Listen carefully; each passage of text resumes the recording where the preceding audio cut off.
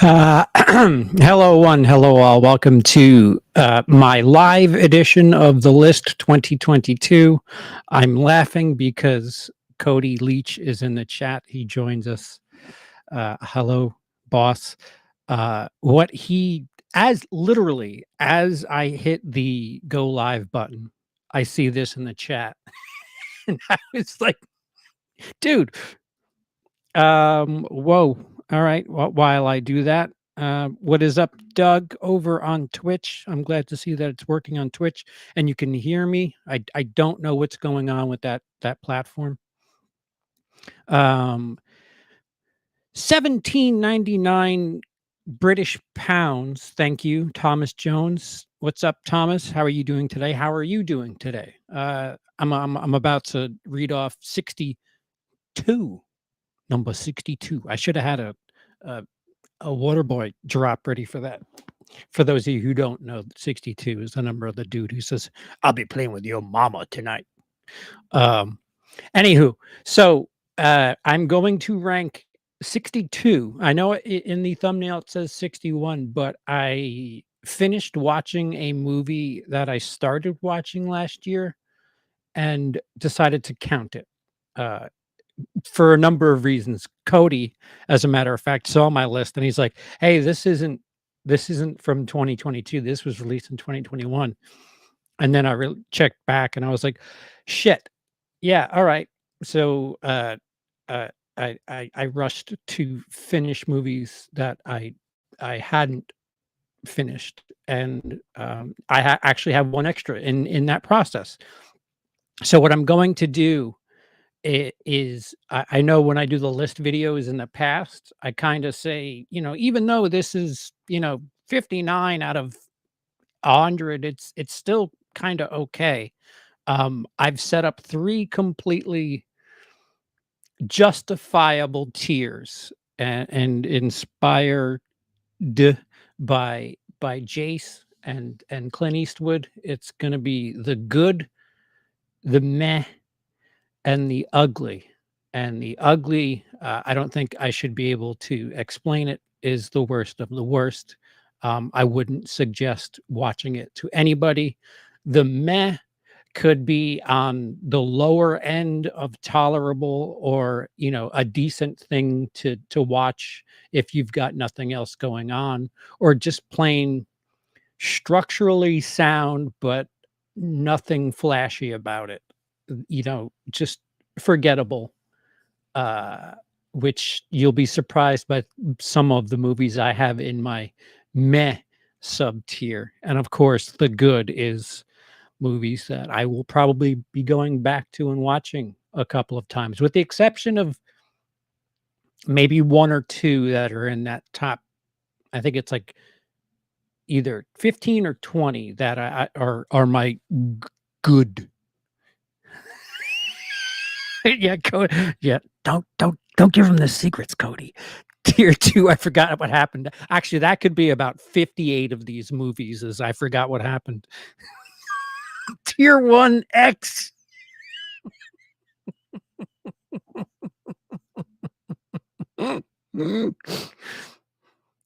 I'm betting on what. Oh yeah, yeah, and it's your fault, Dice. It is your fault completely. All right, hold on. Super chat, $5 from Mark. Mark, I apologize. Mark Burns, please have that awful movie Barbarian at the bottom of the list. Well, you're just gonna have to hang out and see. I appreciate the super chat. But keep in mind while you say that these are just my opinions. But by no stretch of the imagination am I in your head, or do I have your tastes. So what I think is entertaining certainly could be different from what you consider entertaining. And I don't know if that was a joke or what, but yeah, expectations play into a lot of this. There's a lot of different factors. So just keep that in mind as you watch this slow moving train wreck. Cody, yeah, Cody says, "It's been wild seeing how extreme the love or hate Barbarian has been getting." Yeah, it is. And I think the expectations, like, Sean Sheridan says, X kinda he doesn't understand the hype. There are movies that, especially in the horror community, it seems, that people hype up, hype up, hype up, uh, and, it just doesn't reach that, like, grandiose status that everybody else has put it on once somebody like myself gets around to it. Oh, no. No joke. Trash. Okay. Alright. Well, stick around. It's gonna be a while, I guess. Um, and Dice takes no blame for that. Well, technically, he shouldn't because, well, let's just get to the list, shall we? I watched too many straight to Tubi movies. My list would be skewed for at least having competent lighting. Oh, yeah. Okay, so, I'm gonna try to not focus on chat. If I've never heard a train horn in my life. I guess I'm in trouble. Um, if you'd like me to expand on a movie, say so, but for the most part, I'm gonna try to cruise through this, and obviously super chats, take precedence. But why don't we get started with the ugly? And at the very bottom, my least favorite film that I watched in 2022 was the documentary. And I say that extremely loosely. 2000 Mules by Dinesh D'Souza.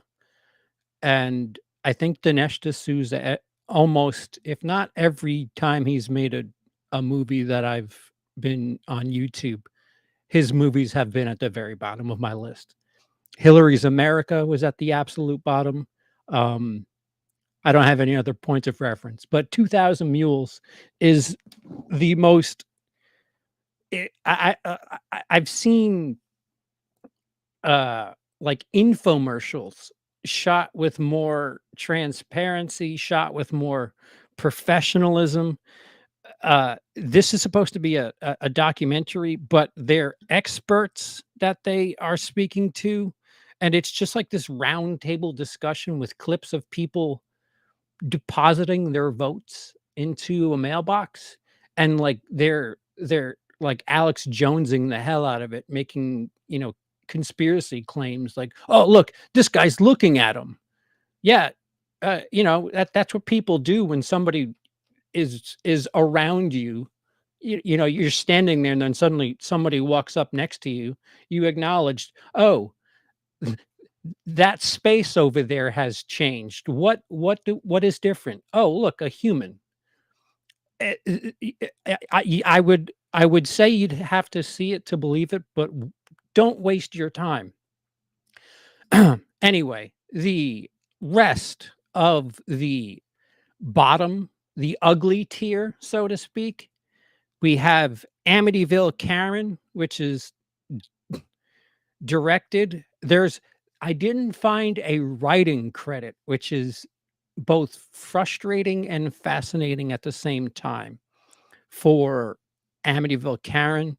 Um, uh, Sean C. Phillips, YouTuber who is convinced I hate him, uh, evidently can't take a ribbing like Chris Stuckman can. Um, cannot direct a film, does not know how to use a microphone, does not know how to block.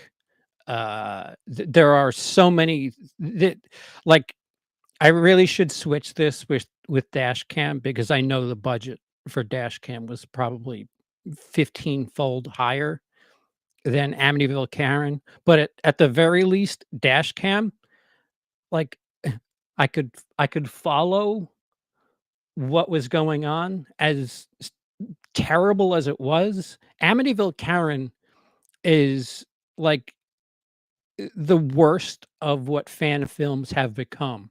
Just capitalizing on IP, and I can't believe the town of Amityville is an IP. You look at that cover, um, you never see the Amityville house in that movie. It's clear it was shot in California, palm trees aplenty, Amityville. If we didn't have that haunting at that house, we'd be well known for our palm trees here in Long Island. Um, the movie should be called like Vineyard Zombies, and even then, it just doesn't cut it. Uh, I'd like to know who the protagonist is, why even more so than Dash Cam. Dash Cam, the protagonist, is an antagonist and is just makes you angry at everything they're doing.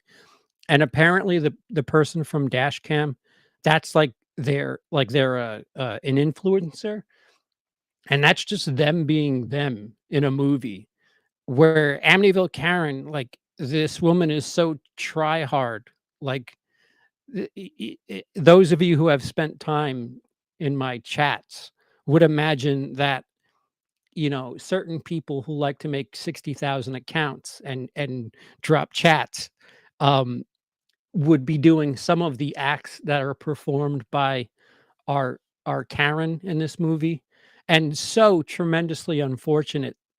My apologies to the actor's name, but he was the kid in, Independence Day, driving the Randy Quaid's son. He was also in, Donnie Darko as the bunny guy.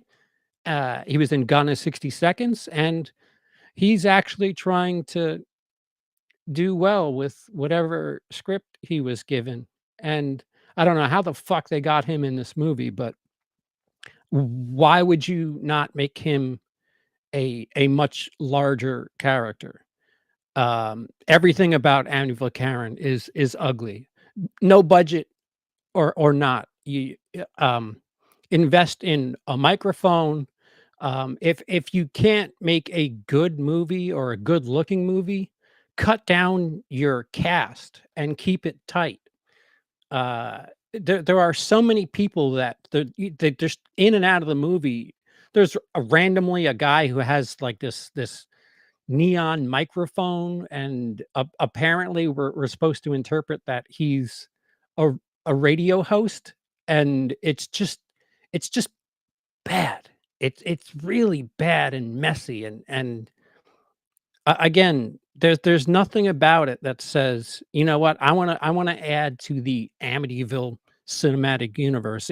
I wanna capitalize on people who are looking for an Amityville movie and, make a horror comedy and not have either. Also, boobs. I'm a direct like, this is if Harvey Weinstein were a no budget filmmaker, uh, I would wonder if this would compete for stuff like that, like just random nudity just because. This is like everything of what a certain producer I dealt with. Not Sean C. Phillips, mind you. I personally had an experience where the script I wrote about a Hooters restaurant, uh, the guy was like, "You're gonna have to introduce more nudity," and I'm like, "It's a Hooters restaurant. Like the sexuality it's implied. Like it's already there. Why do we need to show breasts? Like it use your imagination for fuck's sake." But I'm not by any stretch of the imagination, implying that uh, those two names should be said in the same sentence, even though I said that. Apologies to Sean. I just got these very. We have a woman, so zombie naked because you know horror comedy. That's why. Dash cam reprehensible. I hate found footage movies. I hated this character even more. Uh, need I say more? Morbius, I'm late to the party on the joke. Uh, it's actually probably the most proficiently made. No, no, of that list there, The Munsters was probably the most technically sound of that lot that you see there. Those 7 movies, The Munsters is probably, it looks good. It's quite colorful and uh, the mise en scène, so to speak, really puts you in this spooky, Halloweeny type mood where Morbius, I guess they had the biggest budget, so that's not fair. And again, I'm going to switch dash cam and Amityville Karen. Dash cam 61, Amityville Karen 60 for explicitly money reasons. Apologies. I'm going to be doing that a couple times. The Texas Chainsaw Massacre remake at 58. Cody said it. It should be in my Mac category, but I hated it when it came out. I put it. I think it was the lowest film I had on my list for a while, and it's been a while since I've seen it. But I just remember thinking, how do you top the prequel in just I don't care idness, and that's what this movie does. It's just irrelevant. It's so funny that we got a movie that takes place in Texas where it's a horror and there's a massacre and homages Texas Chainsaw Massacre, and it's not the one titled Texas Chainsaw Massacre. Bodies, bodies, bodies. Um, if this is what what generation are the kids today? Gen Z? I don't know. If this is what teenagers and people in their young 20s are like, I'm officially a boomer. Because first of all, somebody said, I know you love Clue, CP, so you're gonna love Bodies, Bodies, Bodies." And that was like the seal of fate that I was fucked. And I watched Bodies, Bodies, Bodies and hated it. There's a growing theme in most of these movies. I hated a lot of these characters in these movies, but Bodies, Bodies, Bodies is predictable for the most part. Um, I would hate to be in the same house with these. I would have killed myself if I were in that house and just let them take the blame for it because holy shit. Oh, there's a reason why I'm an introvert, people, and Bodies, Bodies, Bodies could be that reason. And last, rounding out the ugly, even though the picture is not ugly itself, it is quite a decent looking film. We got the Munsters prequel. Rob Zombie can't help himself but to introduce a storyline about the things that you know and love before. Like he George Lucas the Munsters just the way he did with Halloween. Like, "Hey, I love this thing. I would like to see how they started dating. How did they get together?" Like, there are so many elements that you love about the Munsters that are not even in this movie because, the Herman and, Lily aren't even married yet, and, uh I mean, hats off for going in a different direction. That's the one thing you have to give Rob Zombie credit for is going in different directions and taking things in places you don't expect. But um, he's out of his comfort zone as far as writing and audience is concerned. Like he can't write comedy. Number one. Number two, he cannot write comedy for families. That much is clear. Like I was hoping for, like, bad dad jokes by the halfway mark, and we don't even get that. It's just if you mute it, it doesn't look terrible. It's something nice. I mean, the color is fantastic, and, the one thing you associate with the Munsters is color.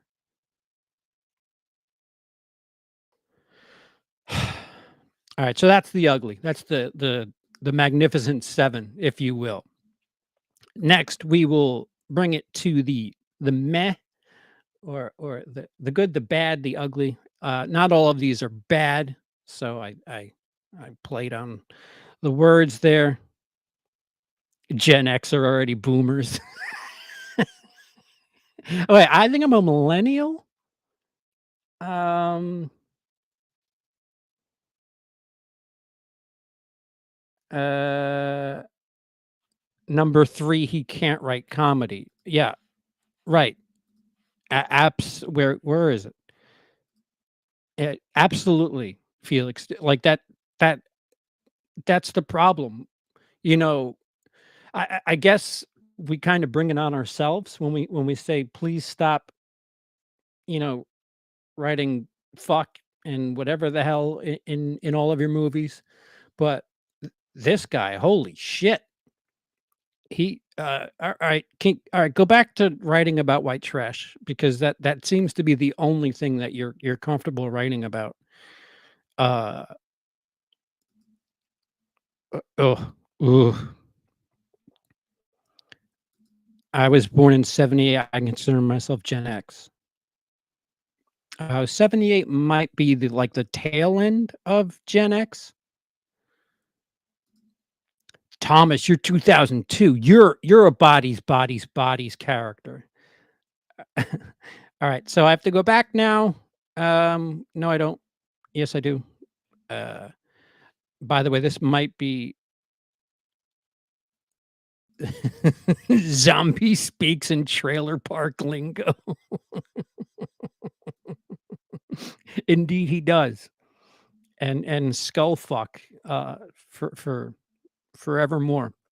All right, so these movies aren't what I would call ugly. I would say, at least at the bottom end, watch at your own risk. But again, your taste is certainly probably different than mine. But I wouldn't call these bad. The bottom end just didn't move the needle for me. And here we go with the meh. Uh, why why why? Oh, there we are. So number 55, the Firestarter remake, they took it in different directions. Interesting that um Zach Braff. No. Zach what's his name? I forgot his name. The Zach from Neighbors. Well, anyway, the dude whose muscles is Efron. Thank you, chat. Uh he appeared to be trying in this movie. Uh, it took me watching the remake to realize that I don't remember thinking Firestarter with Drew Barrymore was that big a deal, but they remade it, and much unlike Carrie, I, I was going to say Cassie, Carrie, uh, which was decent. It was quite good actually. The Carrie remake was quite it would be higher on my list. I think it was. Actually, yeah, Carrie came out. Go back and check my old lists because I ranked the Carrie remake a bit higher than I did Firestarter. I mean, kind of similar premise, woman, excuse me, Firestarter has a family of people with powers, and yeah, I like the little grifter angle too. That was neat. The way Zac Efron was a bit of a schemer when it came to money. But yeah, it just didn't do it for me. And then going back and checking in on the original Firestarter, I would say the same thing for that too. So, par for the course. Number 54 is The Independent with John Cena as a independent political figure running for president.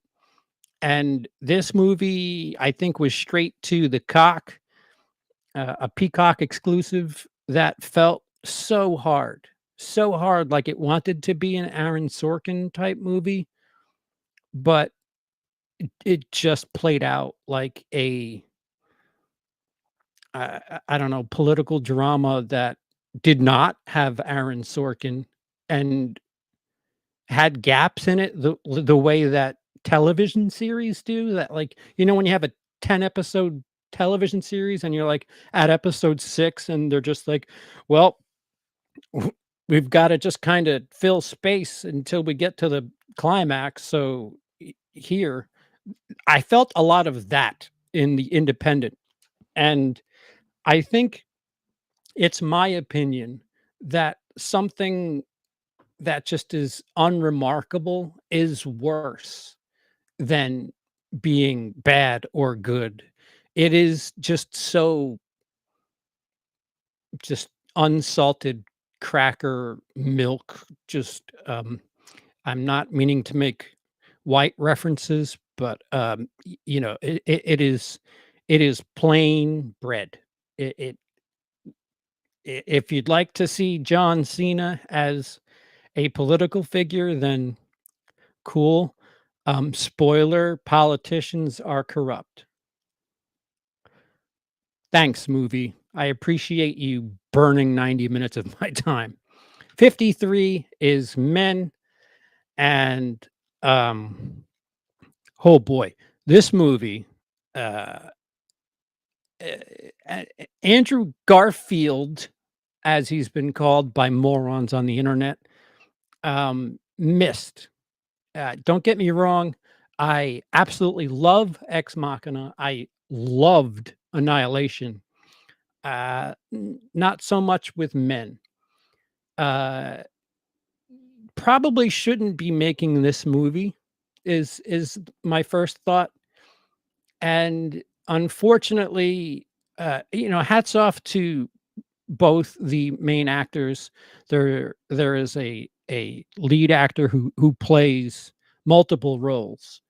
And I think the implication, at least my interpretation of that casting choice and that choice in the film was to have it seem like a traumatized woman sees the same face in everybody, kind of like a Aphex Twin video, but the execution is off. And it kind of reduces this female character to her her past and her PTSD, and there was an idea there. The execution just wasn't done well. But of course, this is coming from a man. I Solis, Sweet and Spooky, hated, absolutely hated this movie. And anybody that I follow, mostly horror YouTubers, uh, have had a lot of negative things to say about Men, whether or not, forget the anti woke bullshit. Forget that reasoning. Um, Female critics and movie reviewers that I respect their opinion, just did not accept what felt like pandering to them, and I can have sympathy for that. So it didn't work for me before all of that, and then hearing them, hearing it from a female perspective, just kind of sealed the deal. And why I have Run Sweetheart Run right up its ass at 52 is same movie, different different tone. Run Sweetheart Run, for the record, is the movie that I was kicked out of. What was that, in 2018? So they they sat on this movie, and I'm dying. I wish I saw the first cut. I really wish I saw the test screening, because if they tested this movie and this is what they came out with afterwards, I'm dying to know what they had beforehand, because this is a very similar premise. Lead character goes on a date. Oh no, she meets up with somebody and finds out he's a bit of a dreamboat. Turns out he's quite literally the devil. And the way edited is so jarring. Like, every now and again, it like a fucking exploitation film. Oh, the word "run" will just pop up on screen like it's a fucking video game. Like, all right, the cutscene's over. Your turn to take over. And yeah, for the same reason that Men, Run Sweetheart Run is just men with the fucking volume turned up, and same song. Actually, it's not the same song. It's a cover band with a lot more instruments playing. And nope, nope, yikes. Yikes is all I have to say. And that, I think, also is that's on a streaming service. I certainly didn't see that in a theater, even though I had the chance to, and got kicked out. Thank God I did. I should thank the Blumhousies for saying, "No, you don't wanna be here for this. Just go on home." Yikes. But it's on either Amazon, Peacock, Hulu. It's on one of them. Netflix? I don't know. It's streaming. So, if you have one of those services, look for it. I wanna say it's Peacock because it's Blumhouse, although he does tend to whore his movies out. I mean, there have been Blumhouse movies that have been on Netflix. There have been Blumhouse movies. Like, The Black Phone is currently on Amazon. I digest. Number 51 is Don't Worry, Darling. Cast bullshit aside, this movie feels ambitious. That is an understatement. But like, I from the trailer, and I really try my best to not watch trailers anymore, especially considering that they're just like 2-minute versions of the movie. Um, I got a very Stepford Wivesy vibe from it, and it kind of is that, with a really weird sci-fi twist element in the 3rd act. But I wasn't invested in any of this shit to, like, even remotely care. It it's a unique idea, but the movie just doesn't earn any of anything. Like, why does it sort of take place in the 50s, and like, what huh? Uh, I have more questions, and the worst thing is I don't care if you answer those questions. That's the problem. Indifference is worse than, like I said before. It's better to be bad or good than to just be like, "Eh, eh, eh." And I once I finished that movie, I was like, "What? All right, well, I'm going to bed." Guys, just checking the chat. Apologies if you are saying anything funny or of note, but I'm trying to stay focused. Otherwise, the boss will give me a whipping if he's still here. Guys, if Cody left, blink twice. Number 50 is Spin Me Round. Uh, a comedy. It's a shame that they canceled Glow, because I'm wondering if this movie would have been made. Still here. Shit. All right, the boss is still here. Got to keep going. Um, Spin Me Around like, I guess this is one of those movies that is perfect for streaming. Like you just searching for, romantic comedy that sort of mocks romantic comedies. And that is what Spin Me Round is. If a comedy just doesn't do much, it like comedy and horror, if you're not really doing the two things that you're like expected to do, make people laugh or scare people, you really better have a hell of a story going on. And Spin Me Round doesn't. Uh, Aubrey Plaza, who doesn't really play into this isn't anything against Aubrey Plaza because she's a character in this movie, not a major character in this movie, but Aubrey Plaza is making this dramatic pivot, and I respect the hell out of it. And this movie doesn't help that, but um, it's about like people who are managers of like an Olive Garden type branch, or a bunch of different managers from different branches get shipped off to Italy for like training, and it turns out that the head exec of not Olive Garden is creepy. And yeah, so our Allison Brie goes on a date with this character, thinking that he likes her, and finds out that um it's I guess the theme of this list will be Weinstein. That's all I'll say.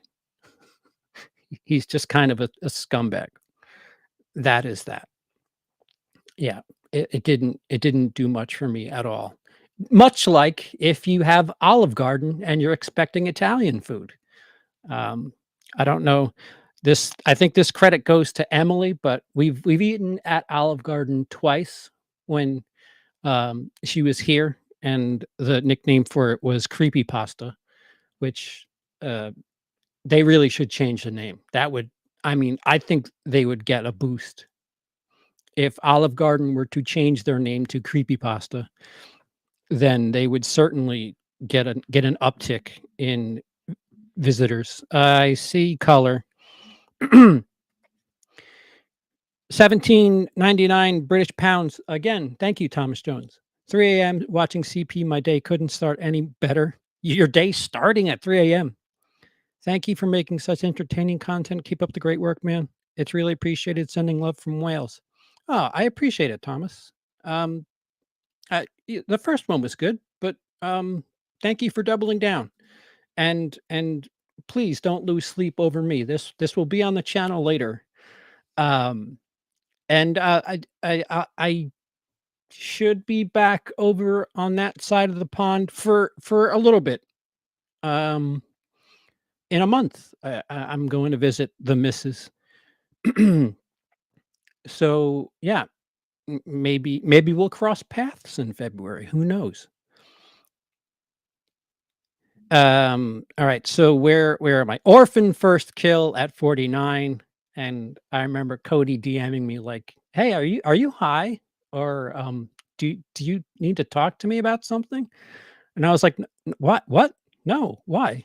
He's like, "That orphan ranking's really fucking low." And I was like, "Wait, what?" Um, but yeah, uh Cody, who is releasing his version of the list. I don't know if he's titled it the list, um, but he's releasing his full ranking relatively soon, because we spoke about it and didn't want to step on my toes. But I would expect Orphan First Kill to be higher on his list than mine, and he's seen more movies than I have, so goes even further. I just feel like this was a movie where the twist and the big reveal and everything that made Orphan entertaining, like, that element is gone in Orphan First Kill, and this movie just, it didn't really do much for me, knowing if you've seen the first one, this is kind of like the best comparison I can make is if you've watched the Underworld franchise and then you watch Underworld 3, and most of it is, like, stuff that you, like, kind of know. It essentially is, like, stuff that you were told in the previous 2 movies, but it's just, like, the movie version of it, although that's not entirely a good comparison or a decent analogy at all. That was, like, the vibes I got from this, like, yeah, I know who this person is, uh, I I I need you to do more for me, um, and I could have watched this during my COVID stint, so, you know, who knows? Maybe on a second watch, it'll climb. But, that has to be factored in too, and again, if it's not in my ugly category, I'm telling you, watch it for yourself. Shit, even if it is in the ugly category, watch it for yourself. I am not you, you are not me. Uh, there are so many different variables that play into how we experience movies and what our expectations are going in, coming out. But yeah, Orphan First Kill, 49 for me. Number 48, Moonfall, which, man, it's sure as fuck not lower than they them. Yeah, Moonfall, if it were the year 2000, I think Moonfall would be awesome. But, um, hey, Roland Emmerich, stop. Just stop with these movies. They have a decent enough cast with Patrick Wilson and Halle Berry, which, by the way, I don't know where is her fountain of youth because she looks like better and better. Like John Wick 3, I remember I was like, shouldn't she be in her fucking 50s by now? What the fuck? How does she look better now than 15 years ago? And sure enough, Halle Berry looks fantastic in this movie too. Like she's Benjamin Buttoning, but fantastic actress, Oscar award winner, nominated winner. Shit, who won when Adrian Brody kissed her? Did she win fuck. I think she's an Oscar winner, but I certainly could be wrong. But yeah, Moon not orbiting Earth anymore. It's coming for us. It's crashing to Earth. This would have been a nice little hat to the Deep Impact Armageddon. This would have been a nice little hat trick for that. You know, in 1998, whatever year those movies came out. This movie should have came out around then when there was this, oh shit, space is gonna fucking kill us. But yep, a little late to the party by about 24 years. Oh, yes. C- c- c- Cody is correct. Yes, she won an Oscar for Monsters Ball, and I don't remember. You know what? Let me not be filthy. Um, but Holly, if you're free, call me. I will leave everything for you. Pardon.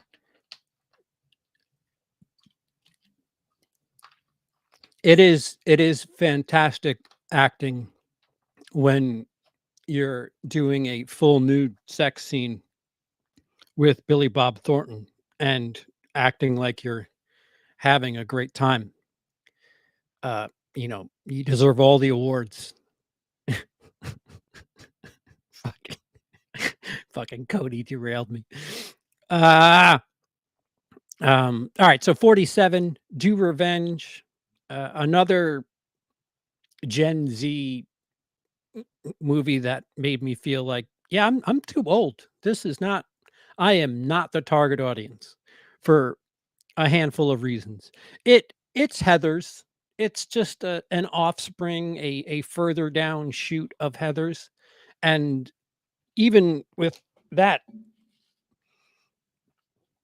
generalized view of the movie, there are better bootleg Heathers movies than Do Revenge.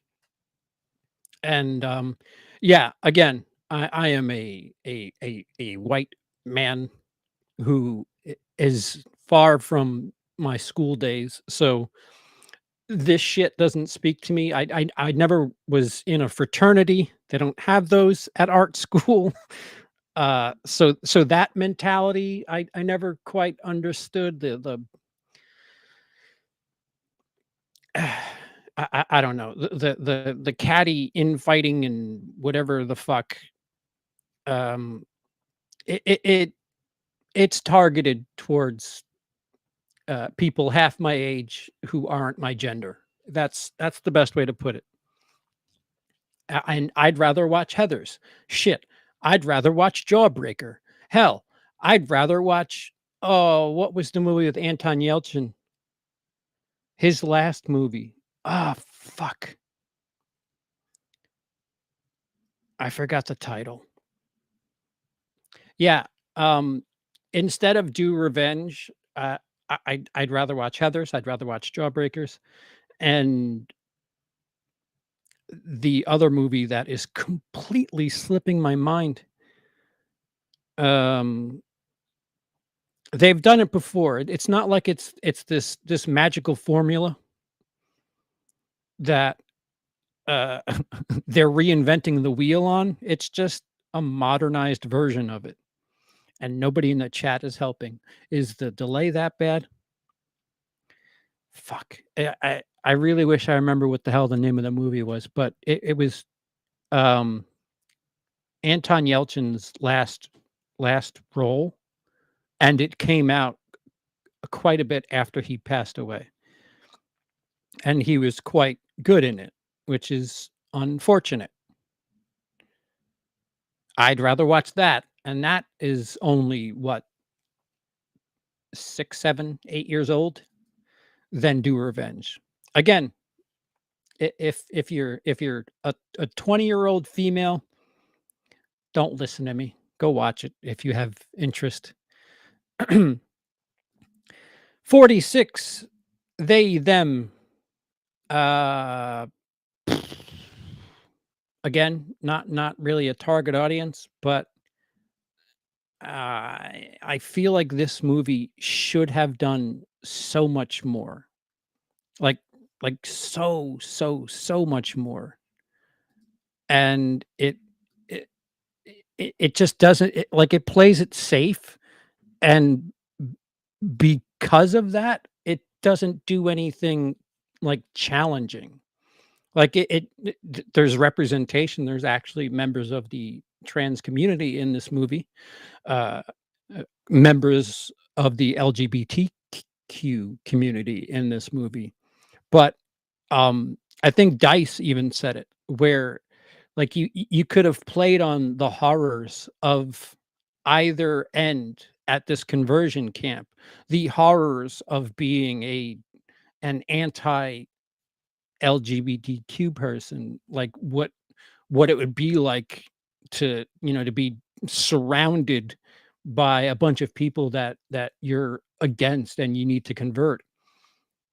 And they're not, it's not to say that they don't have a moment of horror for a member of the community, but they really could have done better, and they don't. And it's just kind of a missed opportunity. It's great that there's representation. It's great that there's people in these roles. All right, you've gotten that out of the way. Now make a great movie about something like this. The potential's there. It's just a waste. It's a waste of especially all the backlash it got. Like the backlash isn't worth it. It really isn't. It's just kind of disappointing, is what I would say. It's not great. It's not bad. It just there are so many missed opportunities in this movie, and yeah, the ending is just kind of like, fucking really? Are you really? Okay. Um, here's where I'm gonna lose a bunch of you. Uh, so 45 bones and all, and this movie will probably be nominated for Oscars, by the way. Um, Another case where hype certainly kind of destroyed my expectations going into this movie, and there was a very it this is what Twilight should have been, although Bones and All, I felt like was a little spacey with the time. It was a little boring at points, which can be said about, the 80s, which is when this kinda takes place during. Um, but this gave me some serious, uh what was the Shining sequel with Ewan McGregor? Doctor Sleep. The like, the characters in this movie felt to me like they could be in the same universe as Doctor Sleep, and that was a unique little angle there, and it could have been expanded on as far as I'm concerned, but no, they just kinda wanted to have a plain Jane love story about people who are cannibals.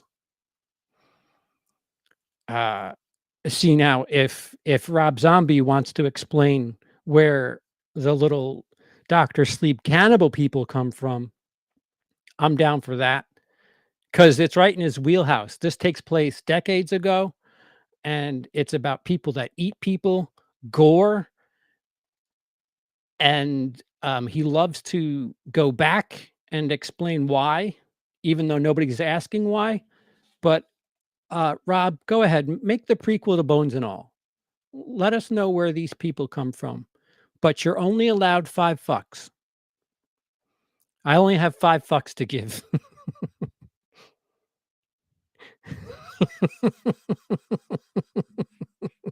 Fucking dice. Yeah, put that on the back of the Blu-ray.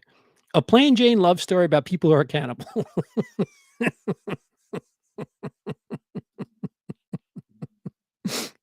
Yes. Yeah, there's my pull quote. Number 44 is Fall. This is just playing on fears, phobias. If you have a fear of heights, this movie is gonna be fucking tense. Um, Although the characters in the movie are a little dumb. There's a couple of moments of contrivance. Um, the movie opens with them, they know how to, they're mountain climbers. They think of the opening of Wrong Turn without cannibals. There's a theme there. I didn't put those 2 next to each other on purpose. Maybe I'm subconsciously thinking of Wrong Turn because I put Bones and All and Fall right next to each other. But a very similar opening. The prologue to Fall is very similar to the original Wrong Turn, and one of our characters has PTSD, and, that's the first red flag for me. If I suffered, a traumatic moment while climbing, uh, a true friend of mine wouldn't want to bring me to this fucking cell tower to climb it and figuratively and literally uh top your whatever. It if you're afraid of heights, it's a shame this movie's not in 3D, because if you're afraid of heights, the cinematography and some of the angles alone will be enough. But this is no different than something like Open Water. It's people stranded on a thing that they really have no way of other than dying. They're stranded. They're stuck at the tippy top of a cell tower because ladder broken.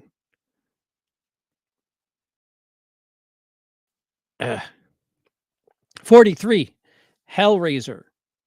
Um, Not great, but an improvement for all intents and purposes. I dug it.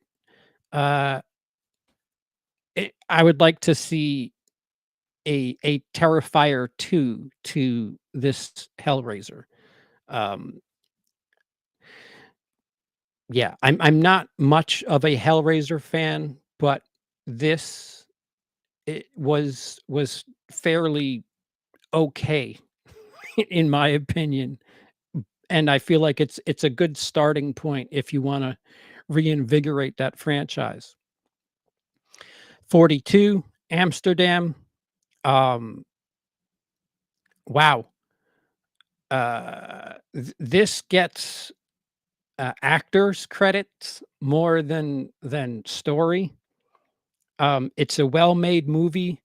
The fucking cast is fantastic in this movie, but holy shit, talk about a I don't give a fuck.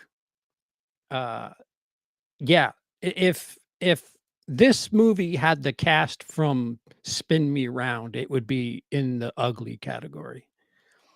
But Amsterdam is just stacked with brilliant actors acting brilliantly, um, with a dog shit story, and yeah.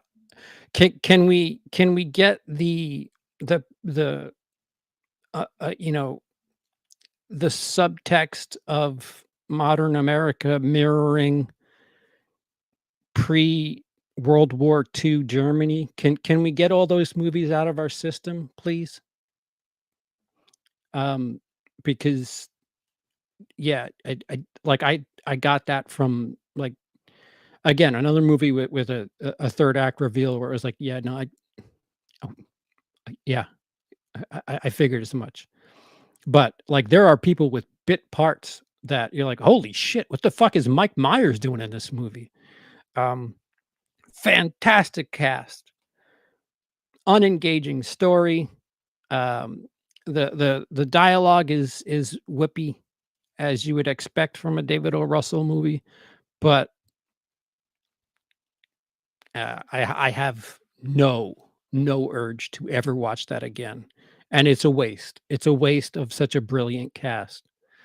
I mean, you have people that have 4 lines that can carry a movie by themselves and just being wasted in this movie. Number 41 is Ambulance. Michael Bay, restraining himself, and I think COVID had a lot to do with that. He's restraining himself because I think this was shot during the pandemic, so, most of this movie takes place in an ambulance, and, Jake Gyllenhaal, uh, not quite Nightcrawler evil, although he was much more a sociopath in Nightcrawler. He's a bad guy. There's a couple of morally gray characters in this movie, and it's a heist gone wrong. Have you stop me if you've heard this one before? And, you know, it's a decent watch. It certainly is better than any Transformers movie in the last decade plus. And Michael Bay, again, restrained himself. There are female characters in this that aren't draped over a motorcycle or just, in bikinis for Michael Bay reasons. Again, theme of the list is very, uh, well, I said it earlier. Very, very oogle heavy. Yeah, the ambulance was all right, but not something I would watch again. Right, and that's kind of it. It's a heist movie gone wrong with some decent acting inside that ambulance, but what else you got for me? The Atom Project is number 40, which, I kinda wish it had a bit more of a budget and a bit more to play with. It was intriguing, but I wanted more, which, I will now go to 39, and everybody's talking about it, so I Terrifier 2 is 39 for me, and the reason it is so low is because I still have more questions than answers.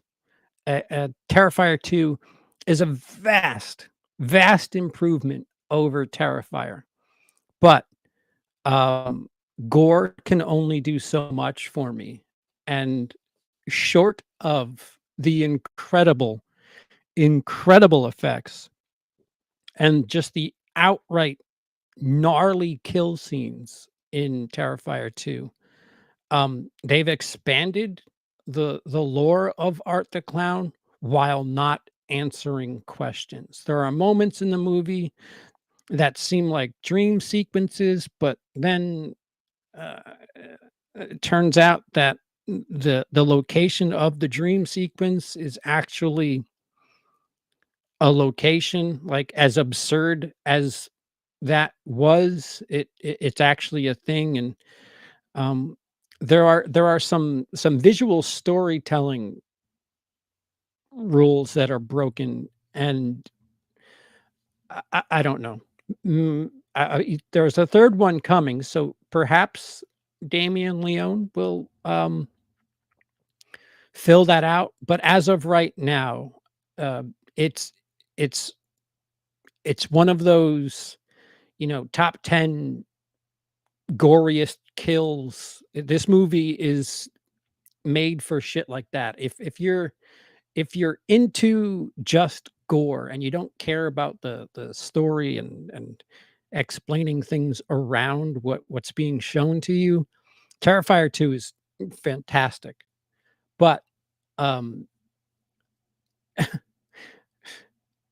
Terrifier 1, I felt like had no sort of background. Terrifier 2, it does too much. Like, well, how about this? Here's this creepy girl, and, only Art the Clown can see her, except when, other moments when this person can see her, and like, what? Huh? Can you just explain elements from the first movie? Can we get Rob Zombie here to explain Terrifier? I need a Terrifier prequel so that I can understand how this universe operates. But again, if I were judging just the effects and the gore and the kill scenes, it would be much higher. But as far as a rounded story are concerned, yeah, improvement over Terrifier, but, still needs work. Number 38, Kimmy, about a agoraphobic who, has to leave the house and, um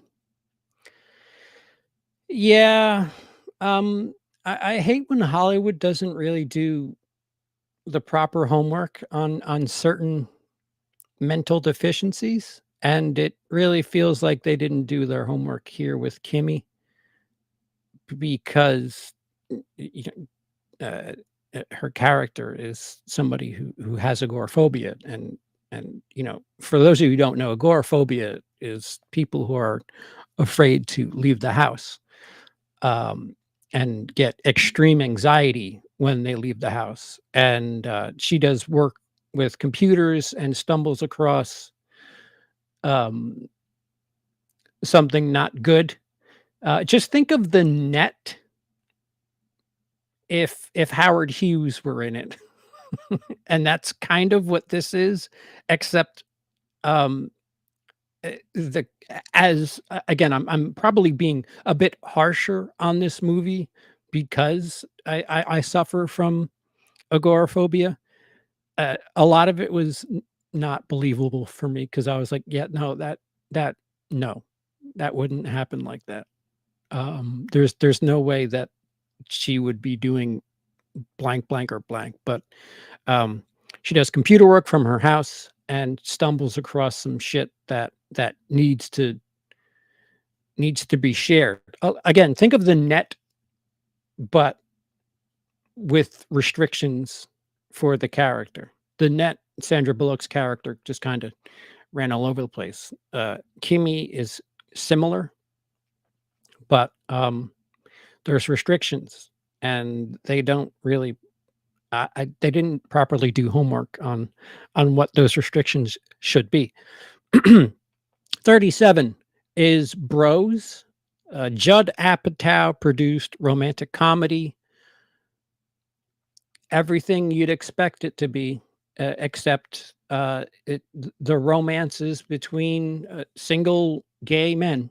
That really is it. It is formulaic, and again, at at least if you like that style of movie, like the Judd Apatow just fucking riffing, here's lines, they constantly joke about, you know, people's I remember the trailer, fucking Santa Claus with abs or some shit, or I think it was a Lord of the Rings joke. Um, yeah, it's that. It's a single dude who, is single in New York and, is looking for Mr. Right.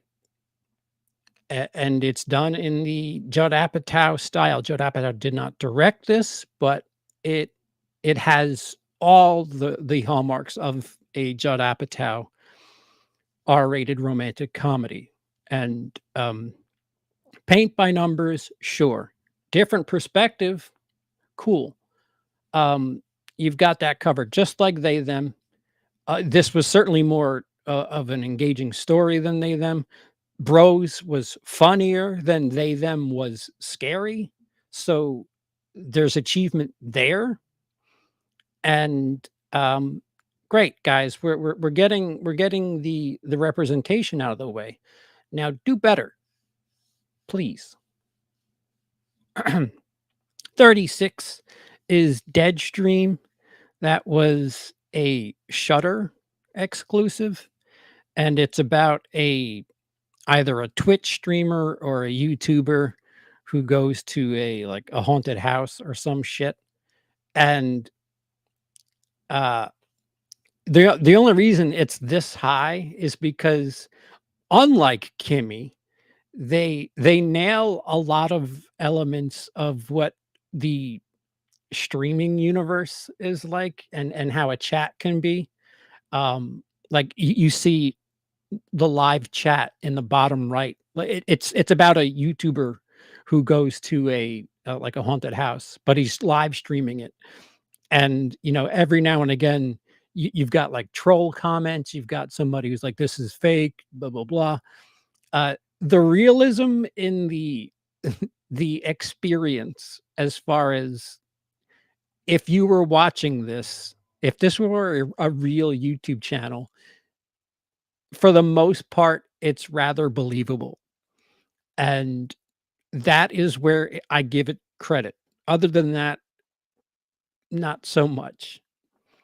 Um, it covers influencers better than that one hotel movie where the dude was doing a live stream from a hotel and he had a live editor, like he had a crew while he was live streaming from a haunted hotel. I don't remember the name of it, but completely unbelievable because the budget that that person would need to have all of that.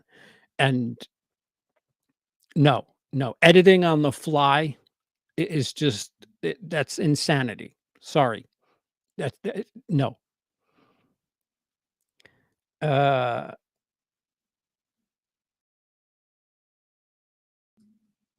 nope, nope, nope.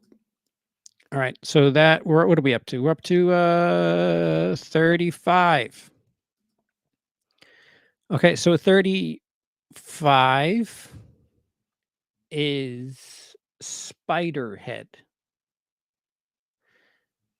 And now I've fucked it up.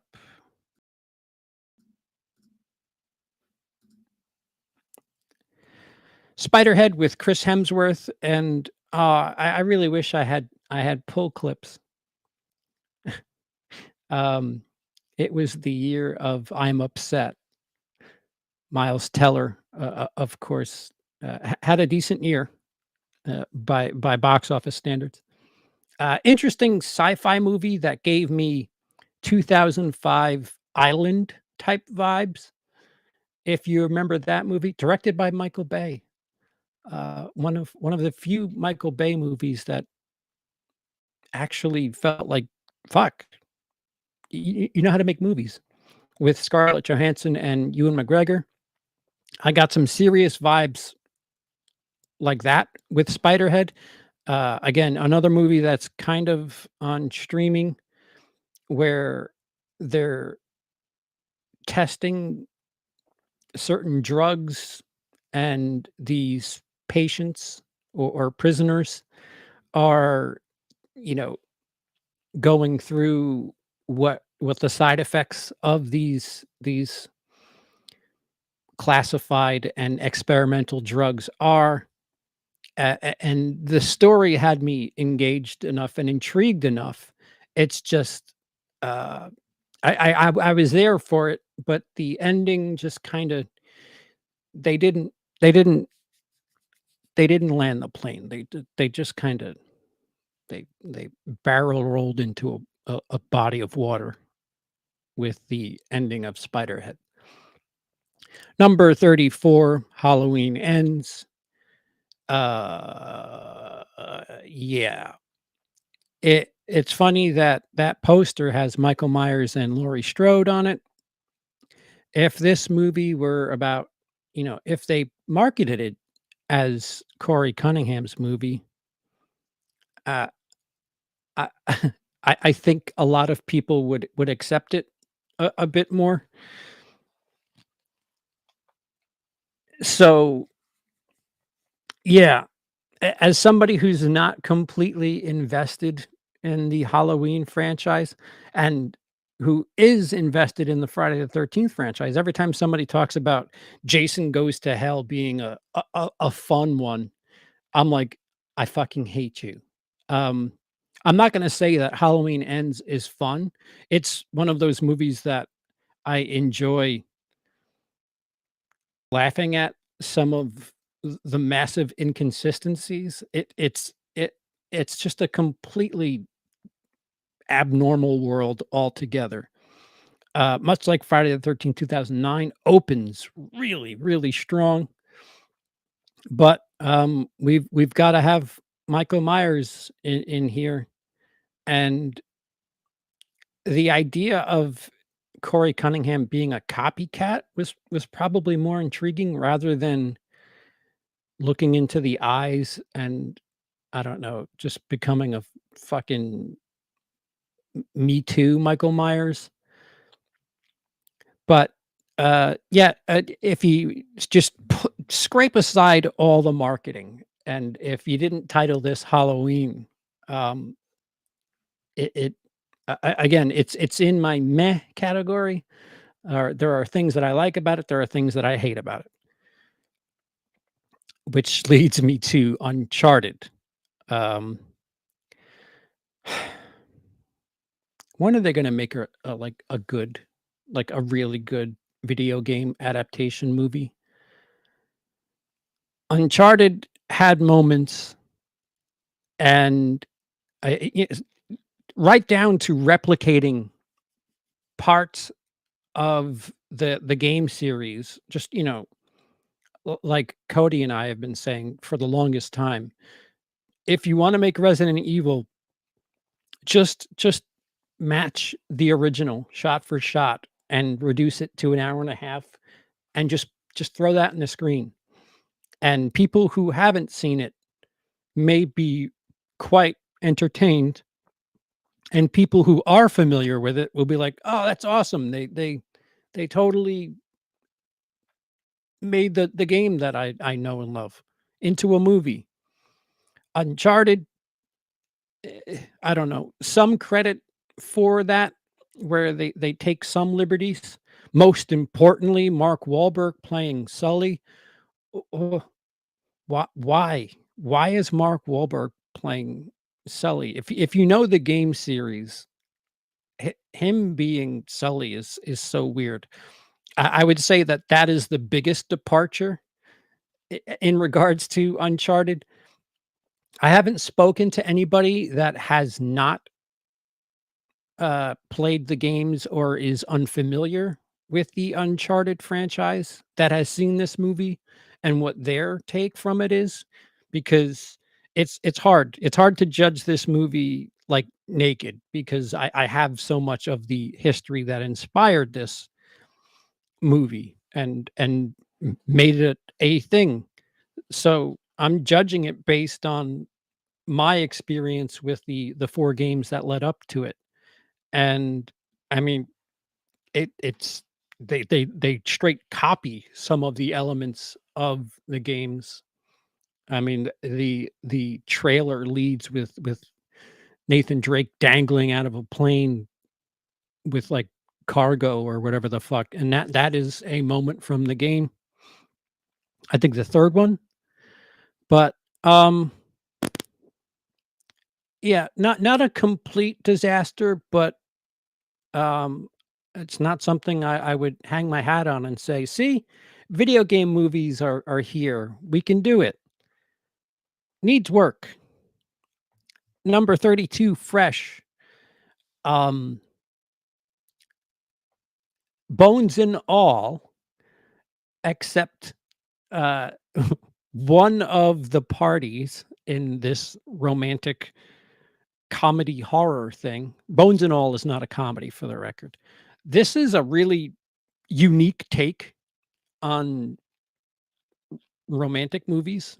Uh, just imagine, uh, I've watched way too much Dexter, that's what I'll say. If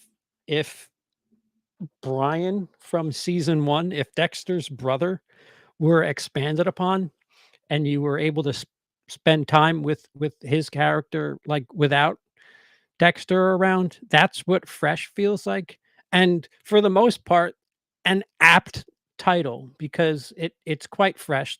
In the beginning, the first act or so, it just feels like a fucking rom-com, but then things get really gnarly, but the tone maintains. It doesn't shift like another movie that I'll get to shortly. Um, it maintains like the cheeky, like, fucking joking and flirty nature, even though this dude's fucking killing people. It's really, really weird. It's a dark comedy, and, it's I haven't seen something like this in quite a while, and, certainly filled the hole that something like Dexter left. I realize Dexter is a television series. Um, what do I got up to there on the top? Okay, 31, Blonde, another movie that, for technical reasons, is this high. This movie, as far as storytelling is concerned, I will never watch this movie again unless it's for some sort of, video. I might cover this movie for who would like that. That's how fucked this movie is. Technically speaking, it's magnificent. It's shot well. Everything's they replicated so much of Marilyn Monroe's, iconic moments. They've done that masterfully. But a movie about just how everybody basically exploits Marilyn Monroe, and like the irony is like I don't know if the director just really took a step back and thought, "Oh wow, you know what? I'm just kind of furthering my message of the movie." It's NC-17 for unnecessary reasons. And again, with that quote where the director said, I don't know about you, but I wanna see an NC-17 version of the Marilyn Monroe story." Dude, that's creepy, and considering what you gave us, it's more creepy. Again, theme of the the list is creepy dudes be creeping. Um, Fresh was jovial about how much of a creep he was, a sociopath regardless, and Blonde is just so fuck, y you feel so terrible for this Norma Jean, her non-stage name, uh, Norma Jean/Marilyn Monroe character, where, like, there's no scenes of happiness. This is one of the most charismatic people, entertainers, actors, models, one of the most charismatic people in pop culture history. And this movie could be the most depressing portrayal I've ever seen of any character with that kind of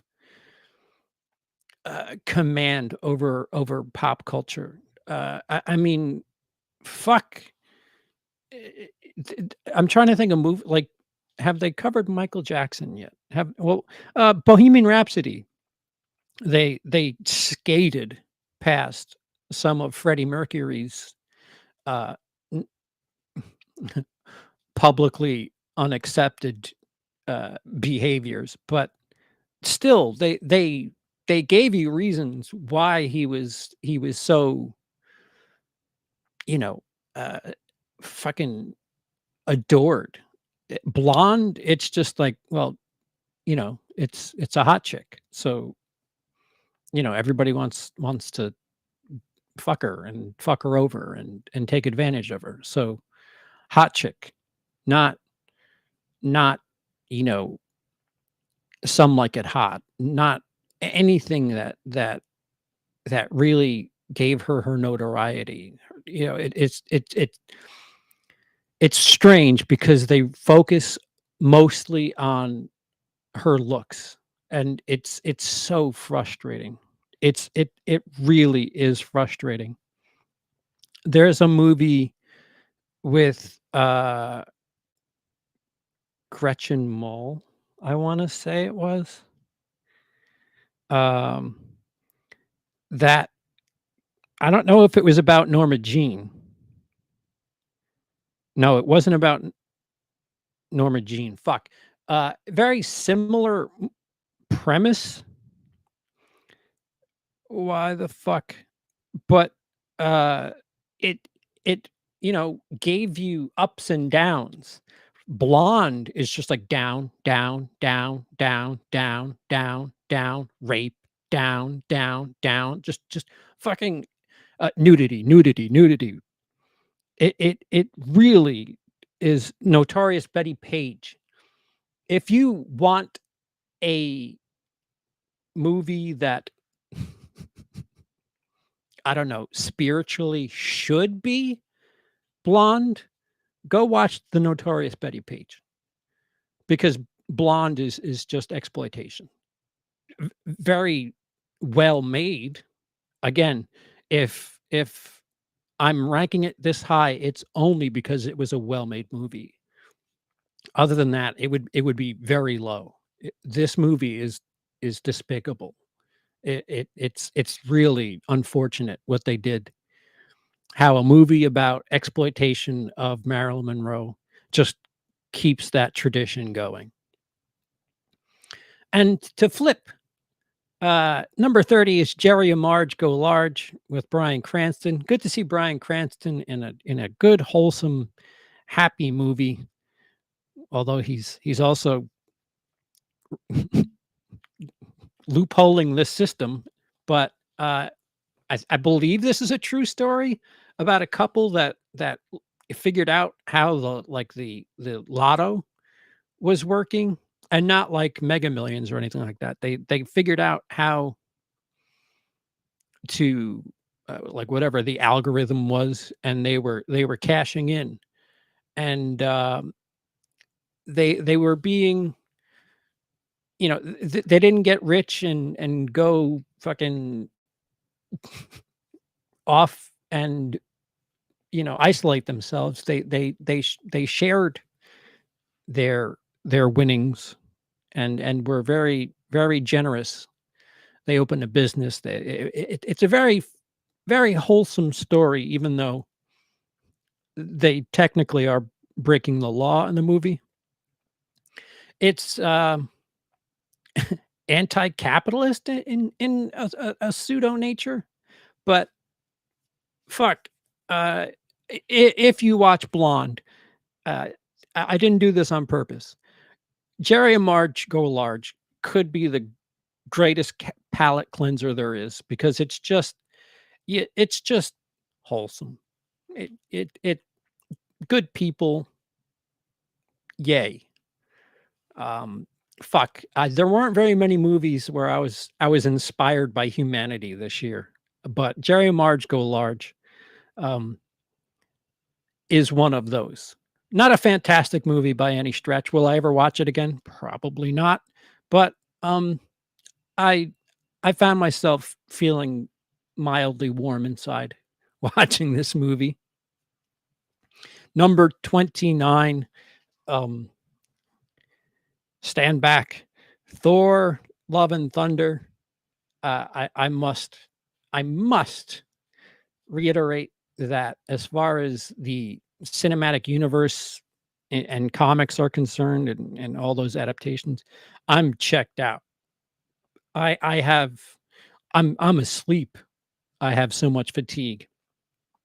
And the Taika Waititi fuck it nature in which he made this movie, I kind of was on board for. I'm not a Matrix fan, so just imagine. I don't know how Matrix fans feel about 4, but I would imagine the same thing was happening with Thor: Love and Thunder as Lana Wachowski and The Matrix 4, and a lot of Lana Wachowski's choices were right there on the screen.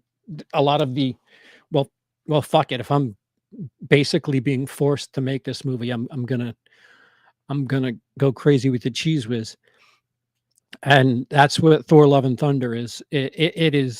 It's an absolute departure from, if you watch the first Thor and then this, you might have whiplash. Uh, but I like Taika Waititi's style, and he just fucking turns it to 11. Unfortunately, Christian Bale doesn't realize what movie he's in. He could be one of the best villains in all of Marvel, and you they make that character quite sympathetic. The movie opens with Christian Bale's villain character, or empathetic. I mean, you have some sort of empathy for his character, and why he's turn to the dark side, so to speak. But he's so out of place in this movie. It's a shame because take Christian Bale, his villain, and put it in, I don't know, something else that takes itself a little too serious. Because this movie does not take itself serious, and I was good with that. And again, I am so the opposite of invested in the cinematic universes at this point, where the fuck it mentality, the fuck it approach. I was like, yeah, all right, goats. The goats were a bit much. After the first time or two, it was like, okay, okay, the dog's dead. Stop eating it, or the goat's dead. Stop eating a dead goat. But for the most part, um, yeah, 2022 was a year I needed to laugh, and I did quite a bit at Thor: Love and Thunder, and if I'm looking at it as strictly a comedy, I realize at times I'm being a bit of a hypocrite. Sometimes I'm looking for stories, sometimes I'm looking for whatever, laughs, scares. Um, Terrifier 2, an example. If I was just straight looking for a fucking gore fest, Terrifier 2 would be very high on my list. Um, Thor: Love and Thunder, when I watched it, I didn't want to fucking have it be a puzzle piece where I'd have to watch 2 movies before it and then need to have seen that movie to understand 2 things after it. I just wanted to like laugh. I'm so cynical about that all that Marvel shit at this point, and it like preached right to my wheelhouse the way it was. Yeah, fuck it, we're just gonna have fun. 28 Jurassic World Dominion. I need to note that I'm ranking the extended cut, which is what I saw. Uh, from what I understand, there's like 20 minutes extra in the extended cut. Why? What why why so much? Why leave so much out? Um, if just for reference, I went and watched the first 15 minutes of the non-extended cut, and it's very, very different. The movies are set up very different. I'm not saying by any stretch that Jurassic World Dominion, the extended cut, is, The Godfather 2 because of those extra 20 minutes. But um, I'm one of the few people who quite enjoyed Jurassic World.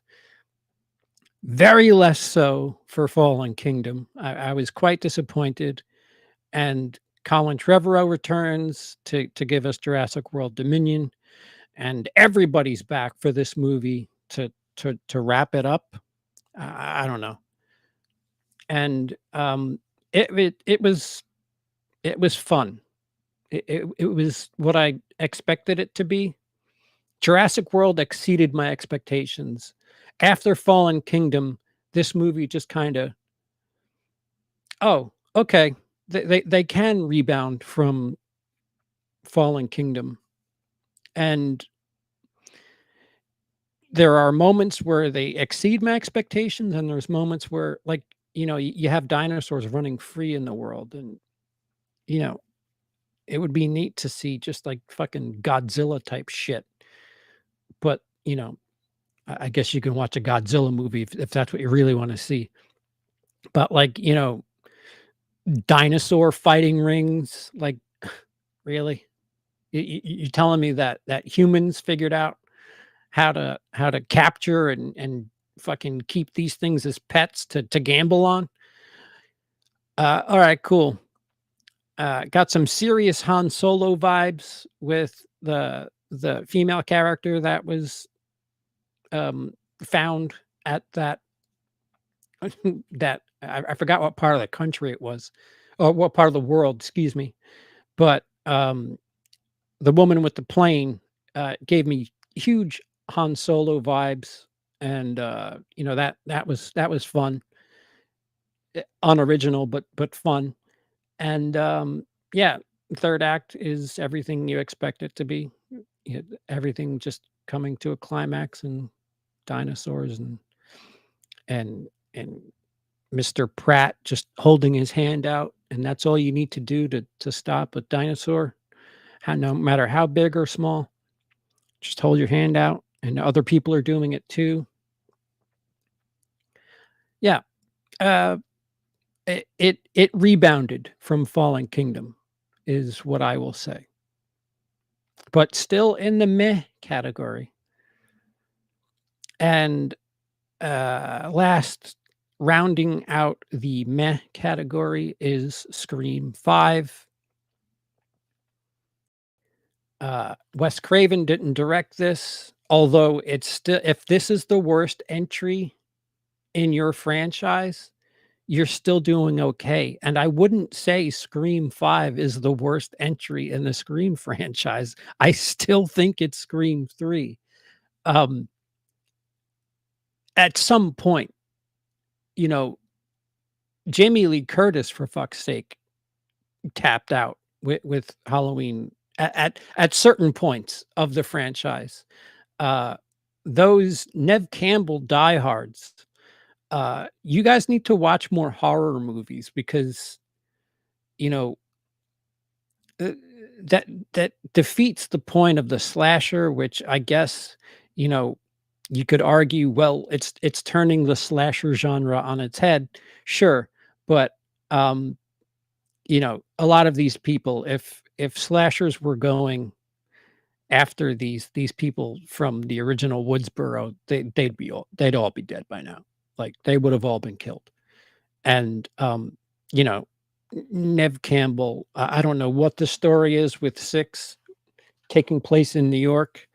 Can't wait because all slasher movies that take place in New York and exploit the fact that they're in New York, they work out perfectly. But there's a point where you got to pass the baton on, and I felt like they were doing that in 4, even though they didn't. A lot like Halloween Ends. um you know it's no different than people complaining about Sylvester Stallone and Arnold Schwarzenegger and these people kind of fucking Mary suing themselves, where it's like, you're in your 60s. You can't be the hero of the day. I'm sorry. It's time to be the Sean Connery to Indiana Jones 3. It's that time for you guys. Move on, for fuck's sake. And the people that just feed into it and yeah, I just want to see Sidney Prescott save the day, fucking every 5 years. Really? Scream 6 is coming out in March, Alonzo. Scream 6 is, I think it's done. But that wraps up the uh the meh category. We now go to the good. And 26 is Nope. A movie that isn't quite as good as Get Out. The one thing I can't stand about the internet and Twitter culture is how, or especially movie YouTube or movie Twitter, how Jordan Peele is the new It director. And yeah, no, Nope's good. It's his Close Encounters of the Third Kind. It's vast and fascinating. A little long, a little spacey at times. Could be 15 to 20 minutes shorter, in my humble. But yeah, he's a very good filmmaker. I don't know if I want to crown him just yet. Us was okay. I don't remember who it was. I think it's Cody who gets credit for this, but the best comparison that should be made for Jordan Peele right now is M. Night. This feels very much like, as somebody who is alive for the beginning of the M. Night trajectory, this feels a hell of a lot like, the same thing, only different.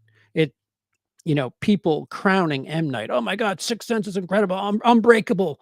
Fuck it, this guy is the new Quentin Tarantino." Uh, Slow down. Much like, what the fuck, Damien Chazelle, after he did Whiplash and La La Land. I did not see Babylon, but I've heard it's terrible. So, you know, let these people make 5 movies before you crown them. I I wanna reiterate that I'm talking about my good category too, by the way. It's a good movie. I plan on going back and watching it. There's a lot of subtext to it. Um, the guy's spending a lot of time in the Twilight Zone universe. Of course, he's the executive producer of the modernized Twilight Zone. He's the Rod Sterling too. He's the MC, if you will, of the new episodes, or the most recent iteration of Twilight Zone. And this very much feels like something out of that. But I do need to go back and watch it for things that I'm pretty sure there's, you know, nuance and subtext and, different meaning for. And, that's fun. I call those doggy bag movies. Doggy bag movies where you go back and notice things that you didn't notice the first time. Um, Number 25 is The Good Nurse with Jessica Chastain and Eddie Redmayne. Uh, it just shocked me. It was a movie that I heard nothing about, just watched because it was streaming. Again, another streaming service movie. I really should keep notes as to where they are. I want to say this one was Hulu or Amazon. I don't think it was a Netflix movie. I'm almost certain it wasn't a Netflix movie, but just caught me by surprise. Uh, Nurses, just fucking nurses. Two really good actors doing some true crime type shit. One of them is up to no good, and I'll leave it at that. It very much reminds me. I mean, I don't know if it's based on a specific story, but there are multiple cases of nurses who have done some fucked up shit to patients, and this movie covers an angle of that. And again, when I watch movies at home, my appreciation or disappointment could be heightened, because when I'm home, I could be doing fucking anything else. So if you manage to make me feel like I executed my 90 minutes well, I'm quite pleased. And The Good Nurse was a pleasant surprise. Having said that, in a very similar category, She Said, um, the anti woke assholes on YouTube. And I'm going to do a video exclusively on this. Um, when the grifters on YouTube talk about She Said like it was this woke message movie and are rooting against it, calling it a bomb. First of all, it isn't. Um, Secondly, it's a movie about Harvey Weinstein, and it essentially is All the President's Men. for sexual abuse. And to root against a true story like that is disgusting. It really is awful. Like, why on earth would you fucking cheer against a movie that is spreading a message of just terrible, terrible things? And it's clear none of these people have seen this movie because they're talking about how scared these victims are about coming forward because they feel like they're going to be silenced one way or another. And it's you're with these two New York Times reporters who, again, based on a true story, who are working their asses off to try to get the story out that Hollywood is corrupt. And you know, if I were to put my asshole hat on, which it's been on, um, they cover uh, Miramax and the head of Miramax being a sleazeball. And again, it's mentioned in this movie that it's not just Weinstein. It's a fucking problem across Hollywood. And the fact that we got this movie from a studio is baffling. Like that is the fact that this movie basically is a self-report, like, yeah, this town's fucking corrupt, and here's a movie about one of the tip of the iceberg, so to speak. To wear my asshole hat, these people are so anti-Disney. Um, the angle that I would have approached this at and, not seem as fucking douche chilly would be that, see, here's a movie that talks about how, you know, heads of Disney-owned companies were mistreating their employees. That would be my focus if I were a fucking asshole YouTube grifter. But they cheered on a movie about true things that happened, victims of Harvey Weinstein, and they're just like fucking doing a touchdown dance about the movie failing at the box office. And by no stretch was this supposed to be a fucking box office success. Again, it's a movie where made by a Hollywood studio that essentially is a self-report where they're saying, "Hey, casting couch, it's a problem." And it takes balls to make a movie like that. Granted, they kinda sidestep and they're like, "Man, Weinstein was fucking gross." And they actually, I don't know how it's legally possible or whatever, but they had actual audio clips of what Weinstein would do. And uh, trigger warning is the one thing I would say to anybody who's suffered any sort of abuse, because they play actual audio clips, and it's disgusting. Like, he was a piece of shit. Like, he really was a piece of shit. And this movie should have more attention. It should have a megaphone. And much like the All the President's Men, it's a very similar thing where All the President's Men, Robert Redford, Dustin Hoffman, it's based on Watergate and how they opened up the case on Nixon. This is about the institutional sexual abuse of Hollywood. And it's frightening as again, as somebody who's had my toe in the water on a much, much, much smaller scale, on a minute level. I brought it up earlier where, my producer said, "You're gonna need nudity in this movie," and I'm like, "What?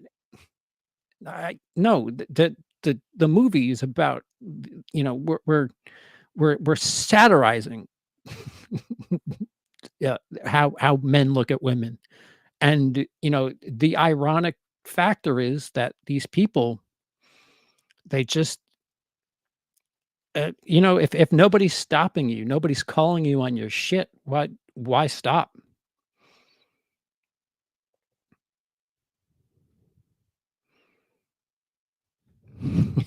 Yeah. Dice says, "You need nudity in the movie, asexuals, but why?" Yeah, that was me. Um Yeah, yeah, equal opportunity nudity, sure. I mean, I'd like reasoning other than just, "That chick's hot. Let me see that naked. I'm paying you." Man, if you don't do thing sexual for me, you'll never work again. And then, like, you kind of understand why some of these people, you know, for I mean, there's I would suggest watching it. Be prepared for some gnarly shit. It's right in line. Actually, it's not right in line with Blonde. Blonde shows you everything.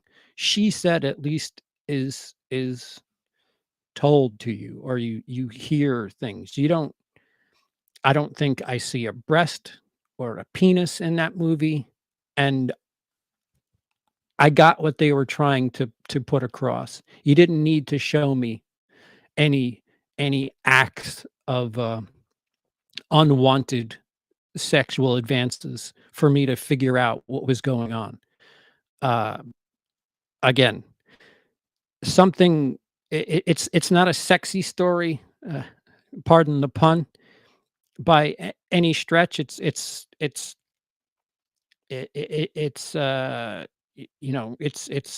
All the President's Men, but with sexual abuse in Hollywood.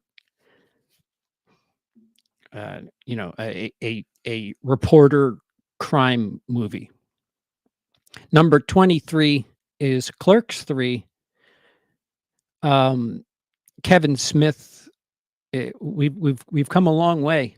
Kevin Smith has rebounded from his really fucking weird horror comedy stretch there, and goes back to the well, and has a lot of himself.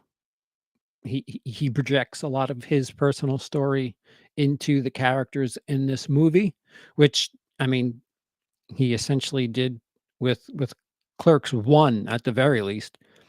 And Clerks 2, I thought was, they were a little heavy on the emotional aspect.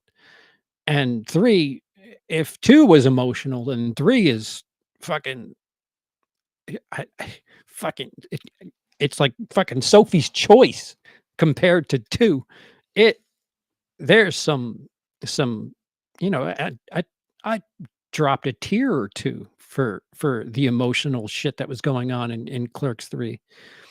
Um, it's good to see Kevin Smith back, although there are certain jokes that, don't really fit in a movie like this, and like, the tone's a little upside down at times, but, I think as somebody who's tried to make light of situations that are pretty fucking heavy, I, uh, I can understand, throwing a weird dick joke or a fucking weird pot joke in every now and again. For those of you who don't know, Kevin Smith, actually had a heart attack. So, spoiler. It's in the trailer. Um, yeah. Number 22, Doctor Strange, Multiverse of Madness. Sam Raimi fucking doing Sam Raimi shit in a Marvel movie. this both pleases me and makes me angry at the same time because they let Sam Raimi do Sam Raimi shit in this movie, but I want the Edgar Wright Ant-Man movie, you fucks, you assholes. Um, it is there are moments where it is so Evil Dead 2, and, there are moments where it is, everything else that you would expect from a Marvel movie. I think Doctor Strange is one of the few Marvel side franchises. I don't know what you would call it.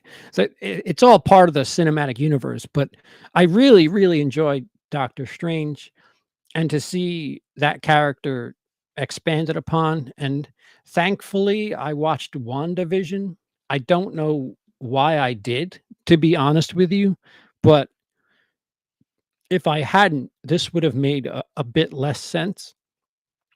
But the embracing of the multiverses is just fantastic. We need our Rick and Morty movie now, because if there ever were uh, a multiverse entertaining IP, it's Rick and Morty. But I digest. Yeah, Troy. Yeah, Clerks 3 was heartwarming. I enjoyed Clerks 3. It hit me in the feels. Thomas says it's the side chick of Marvel. And rounding out the 21 before we get to the top 20. Again, we're in the good category. Jackass Forever. Uh, you know, it is what you expect it to be. Fucking people doing some crazy shit that make you thankful that you're not any of them. Uh, Fucking Johnny Knoxville is the dude doesn't need the paycheck anymore, and he's doing shit like this still. And it was unique. It was also sad. It's a sad reminder that Bam Margera was suffering through some things at the time, and of course, we don't have Ryan Dunn with us anymore. Um, they do, make note of that, and there are new members of the gang, even a female. Uh, there were some woman jackass moments where it was just like, fuck. All right, that's neat. It's an equal opportunity, people getting their shit pushed in, and I don't mean that literally. I just mean people just fucking, getting shopping carts and fucking upended by bulls, and it just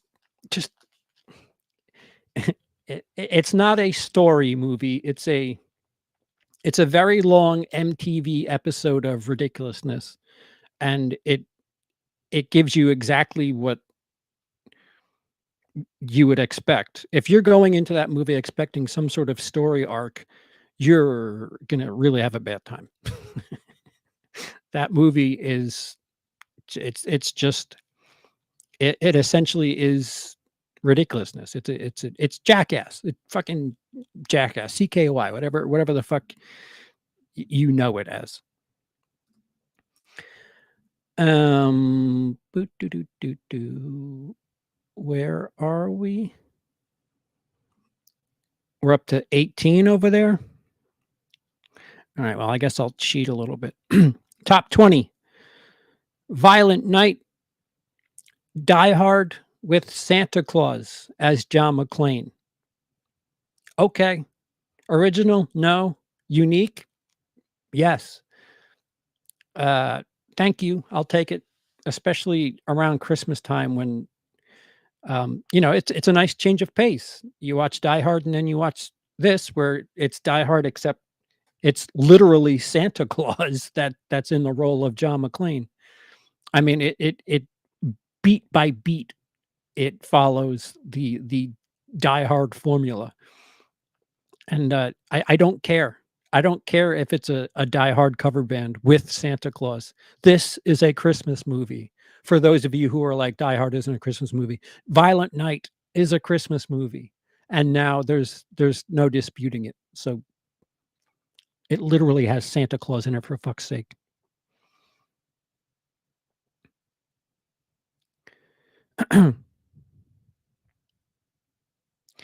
Deep Water, that I think was a Netflix movie with Ana de Armas and Ben Affleck, and I think this was directed by Adrian Lin, who directed Fatal Attraction, Indecent Proposal. What's the one with shit?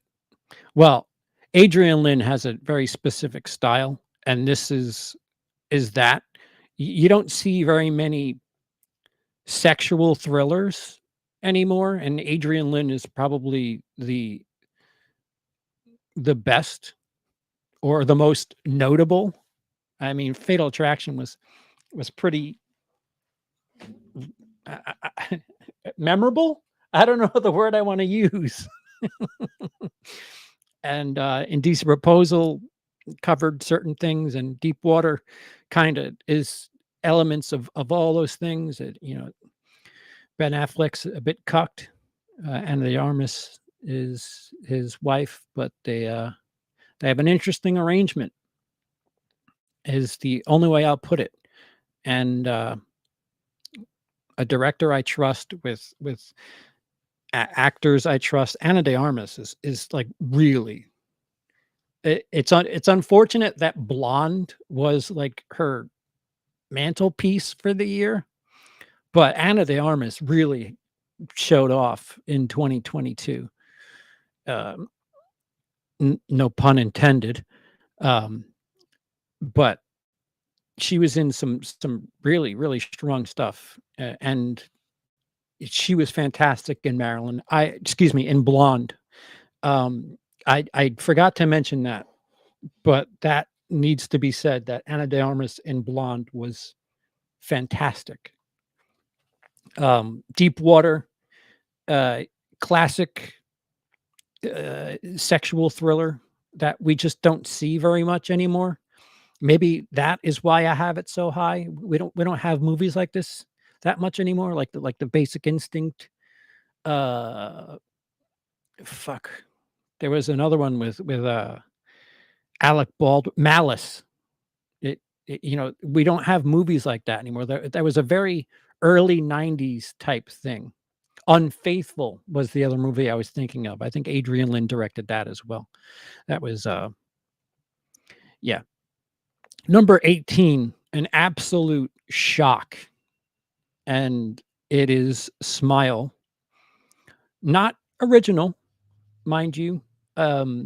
It follows the Japanese style of horror, The Ring, The Grudge, those types of movies where you experience something and you pass it on, the STD of horror, and just take, you know, the elements of The Ring and The Grudge, and instead of a videotape, it's witnessing a suicide while somebody does creepy smile right before they fucking kill themselves.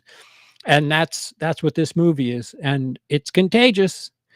Apparently, smiling before self mutilation / murder is a thing, and it's really powerful. That was the strongest Halloween time horror movie in my humble opinion. And again, it's not it feels like something you've seen before, but it's done in a unique way. And I quite enjoyed it. It's the first time I watched it at like the absolute worst time. I watched it late at night, and you know, for those of you who don't know, I have a bit of a history with suicide, so it just rubbed me. I was just off when I watched it the first time and watched it again, and I did not to say I didn't think it was a good movie the first time. It just kind of fucked with me a little bit the first time I saw it. Number 17, the Banshees of Inisherin, however the fuck you pronounce that. Um, Martin McDonagh, he is a master at the dark comedy, and this is very dark, very heavy on the drama. A brilliantly made movie. The cinematography is gorgeous.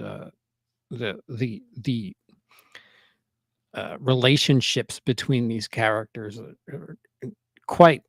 I really need to watch In Bruges again because it's the same two lead characters from In Bruges. It's not connected.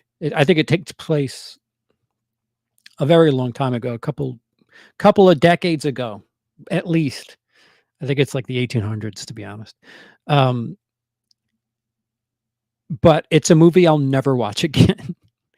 It's great. It's fucking just drab as fuck as far as it is the antithesis of Jerry Marge Go Large. Just spite the movie. Number 16 is Steven Spielberg's The Fablemans. 17 and 16 are two movies that I have in positions due to the technical aspects. Uh, Fablemans, it's Steven Spielberg basically making a movie about his story. Um, there are times in the movie where, like, 8-year-old kid in the 50s gets taken to see a movie, and instantly he wants to recreate a scene that he's seen in the movie, and the fucking kid knows how to film and edit and shoot multiple takes, and he knows how to block a scene after watching one movie. That part, I guess I would call it a nitpick, but I just remember thinking, yeah, no. How would he know about multiple angles and fucking, using different lenses and close-ups and all this? Fucking no schooling needed. Just watch one movie and you've got it. Uh, that is The Fablemans. Again, it's sort of an autobiography, but not exactly. And apparently California wasn't so woke in the late 50s, early 60s, because there were some assholes in Hollywood, or the Hollywood area back then. A kid gets bullied by classmates, and yeah, it, it's a fantastically made movie. The story I kind of roll my eyes at, but if if you want to be inspired by something, I guess it's there for you. But much like my gripes with Kimmy, I have gripes with the Fablemans because I'm sorry, you don't just you don't just know how to make films after seeing one. Otherwise, you know how many fantastic fan films we'd have out there? A lot more than we have, like a lot more, and we don't. So I'll be the party pooper on your inspiring story, Mr. Spielberg. I'm trying to see how do I have this? Okay. All right, so I have the top 10 separated. All right, so here we go. 15 through 11. Number 15, All Quiet on the Western Front. Wow, I have 17, 16, and 15. All three movies are movies that I have no urge to see again. All Quiet on the Western Front, although another movie that if I do watch it again, it'll probably be for Who Would Like That. Such a gritty, just fucked depiction of war, and this is about the Germans during World War One, and, it's funny to see how war has progressed over time, trench warfare, like, what why did they think that that was the smart thing to do? I mean, you go further back and the British wearing fucking bright red with a fucking drummer out in front. Yeah, that yeah, the element of surprise is gonna kinda be reduced when you have a band leading you in and you're wearing bright red. And, and over time, we've learned to use camouflage and shit like that. And, trenches, fucking, if 1917 didn't convince you that trenches were a stupid thing to do during wars, then fuck, All Quiet on the Western Front. Shit, I bet some people would get PTSD from watching this movie. It is just grueling. It is a grueling depiction of war. Just, ugh, I just felt so exhausted after watching that movie. Number 14 is Avatar: The Way of Water. Um, I guess you could say the same thing. 17, 16, 15, 14, all technically well-made movies. Um, I like that we had different elements.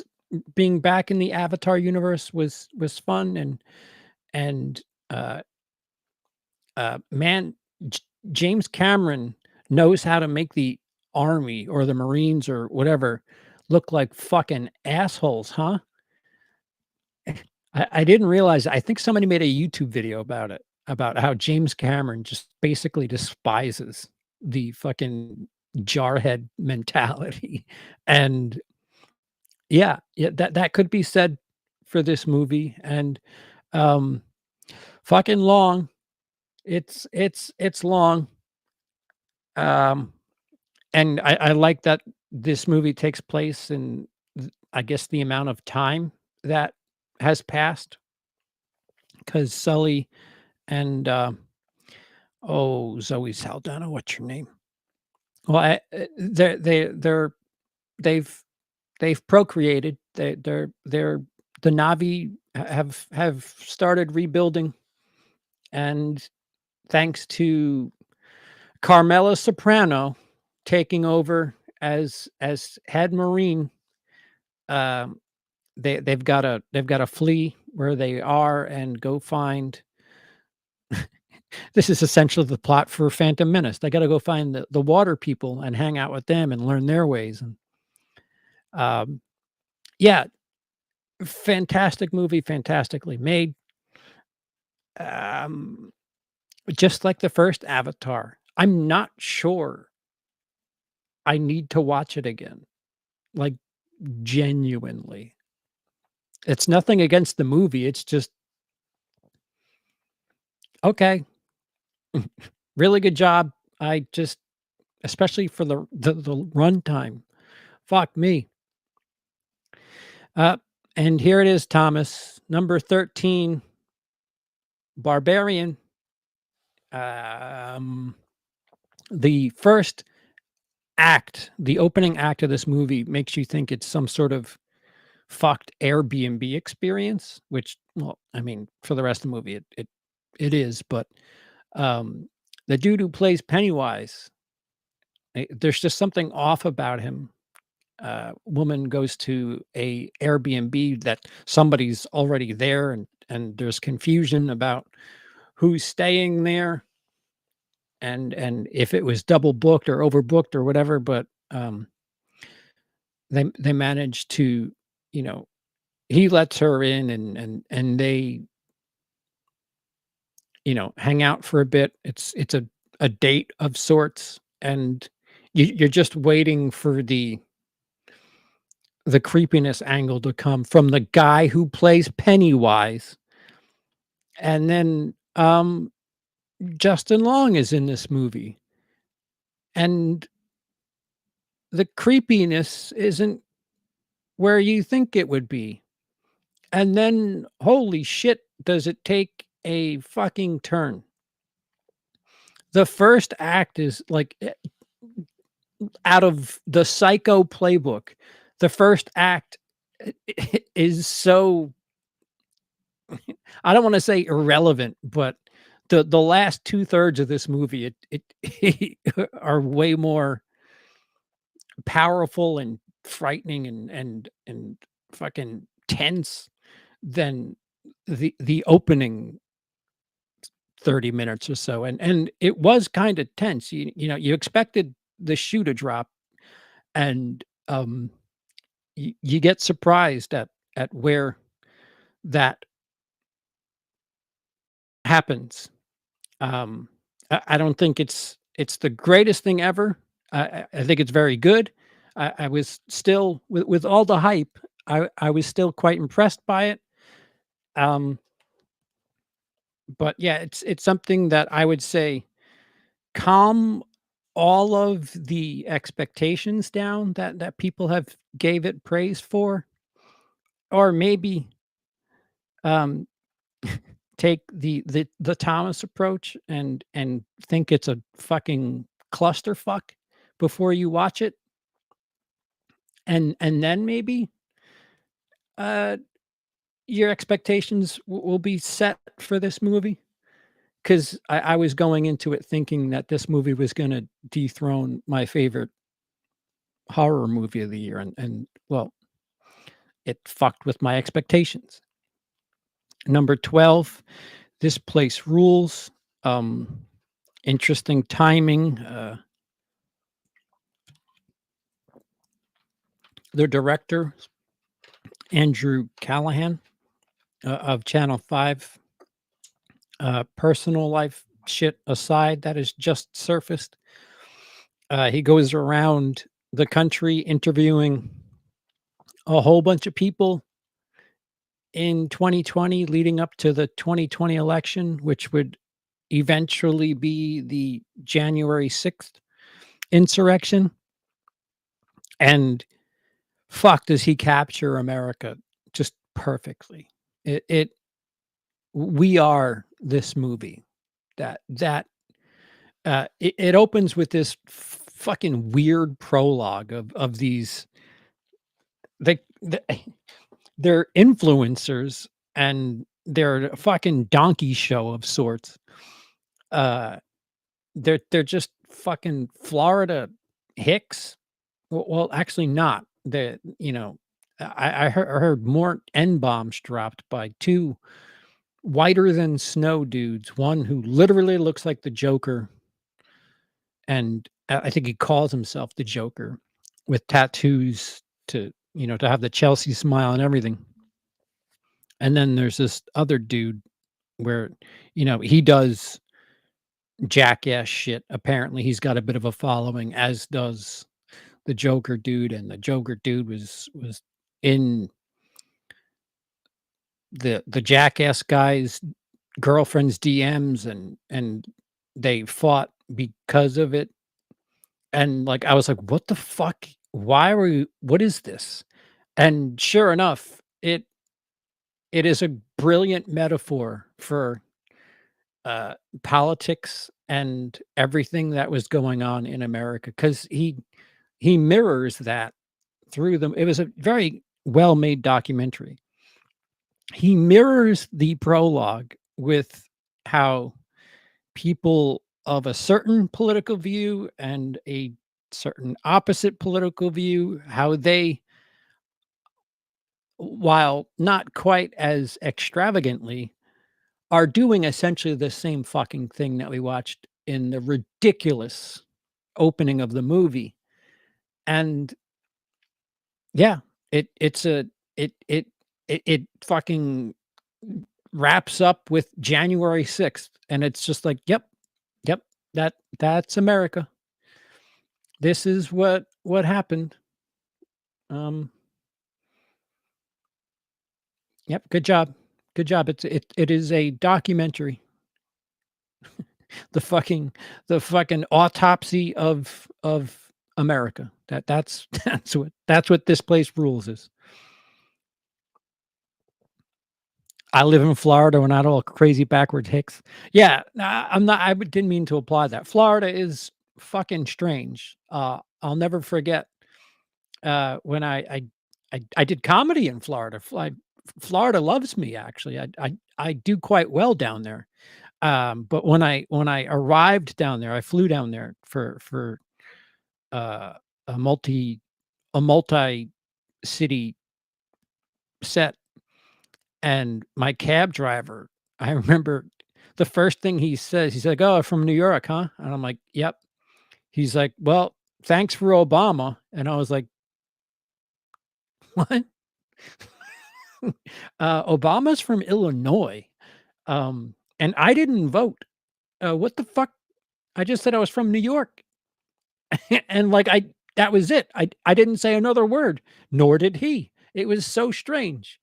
Like I I, I don't know how I tipped. I don't remember if that affected my tipping, but I remember thinking, the fuck? What how is that relevant to, just take me to the fucking hotel, please? So strange. Anywho, number 11, Prey. Uh, the Predator reset button, the Predator reboot cool. Um, fuck my letterbox profile. Oh, I how do I do that? I don't know how to do that. It's my channel name. Just look for me, Ed. It's my channel name. So Prey, fantastic. It it goes back in time and follows Native Americans.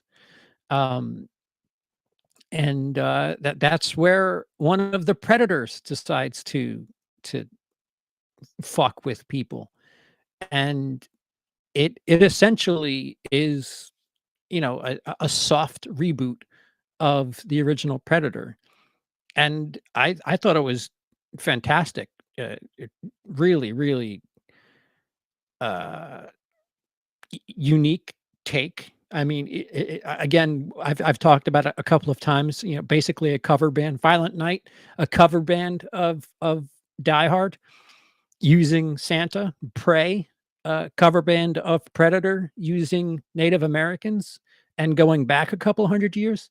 I think I don't remember where I saw it, but somebody brought up, uh, going back to samurai ages. So that if we can just keep going back in time with with the Predator franchise and just rebooting the original, but in different periods of time, I'm down for it. And another movie that these fucking anti-woke grifters basically missed. Like, do you know anything about storytelling? Because this movie is done well. She was called the lead character was called Mary Sue for quite a bit. Um, and I'm convinced now that people who say shit like, "Well, they're just a Mary Sue," have no idea what they're talking about, because what you are a Mary Sue is somebody who's just flawless and, has all these powers and whatever. You're watching too many superhero movies, you fucking idiots. But this character has an arc. This character has a struggle. If I don't know, maybe all of them seem to have missed the bear scene with the character in Prey, but this character doesn't single-handedly take down the predator. Like it's really strange how their fucking hyperbole and superlatives work. And fuck, they get clicks, so what the fuck do I know? But Prey is fucking I think it's my second favorite movie in the franchise. Yeah, I think it is. And that's saying something because I really, really like the twist, the upside down nature of Predators. All right, so here it is, my top 10 of 2022 as I saw them. Keep in mind I didn't see some of the bigger things that you guys may have seen. Number 10 is The Menu. Um, to experience all of this through Anya Taylor-Joy's character is just delightful, fucking delightful. Uh, you could basically make this movie about any sort of pretentious art group there is, and this just happens to be um, a restaurateur and foodies and food critics and all of that shit. And she's just a regular server, is how I'll choose to word that. And she sees through everything, and she's kind of, the proxy for you, the audience, at how absurd everything is going on around you. And um, there is a bit of a thriller slash horror twist to things, but just the way they cover the pretentious nature in which people who spend way too much money for just fucking bread is like it's it's such a brilliant take on you could I kept seeing different types of movie YouTubers and different characters in this. The her date in the movie, I don't wanna spoil it, but, like, he's very well educated. He knows all of these things about the head chef, played by, um, oh, oh, why did his name just floated away? Well, anyway, you could see him there, can't you? Oh, fuck. Rafe Fiennes. Thank you, before somebody says it. Yeah, Rafe Fiennes is kind of like a reserved version of Gordon Ramsay, and, uh, just it it it it it encapsulates the pretentious nature in which people, the class warfare is present, and it is fucking highlighted with a magnifying glass in the menu, and it's just so darkly hysterical. Like, I was rolling at this shit. There are so many different things that happen during the menu that, like, if you're in any subculture, whether it be like music or movies or whatever, you can project your experiences into this movie. I mean, Lindsay, my 2 cents of nonsense, he works at a restaurant, and he fucking just ate it up. So even if you have worked in the restaurant industry, you could probably attest to just all of this shit. Student loans? No, you die. Number 9 is Pearl, which is the prequel to X that was shot while they were waiting for restrictions from the pandemic. And I just find it hysterical that Ty West made 2 extremely good movies in, you know, 1 year, when I'm not the biggest Ty West fan, and this little this little universe that he set up here with Pearl and X is just, where the fuck did this shit come from? Because he's done a masterful job. Pearl isn't quite as good as X in my humble opinion, but it's still, if I never saw X and saw Pearl, it I would still be shocked at how impressed I am it was by it. And it's if X is to Texas Chainsaw Massacre, Pearl is to Wizard of Oz, although it takes place before audio in film. And hey, going back to the theme, Pearl wants to be an actress, and things happen. Number 8, The Batman. Remember that movie? That came out this year, The Batman, starring Robert Pattinson. I have not watched it recently. I'm wondering if it would shift up or down, on a rewatch, because I do remember quite enjoying it. Obviously, it's in my top 10. It's above Pearl, for fuck's sake. It's above The Menu, which I really, really enjoyed. And yeah, I it I think I'm ready for a rewatch of the Batman. But again, I'm asleep when it comes to superhero movies. Like, enough. And then you have the super surprise of the year, which is Top Gun Maverick at number 7 for me. Just fucking listen, if Tom Cruise is gonna make an action movie, I have complete faith at this point, because the guy goes out of his way to put himself at risk. You might as well call it Jackass Maverick. Fucking guy, he will do he will put himself at risk for the sake of getting a great looking action scene and try to avoid using CGI.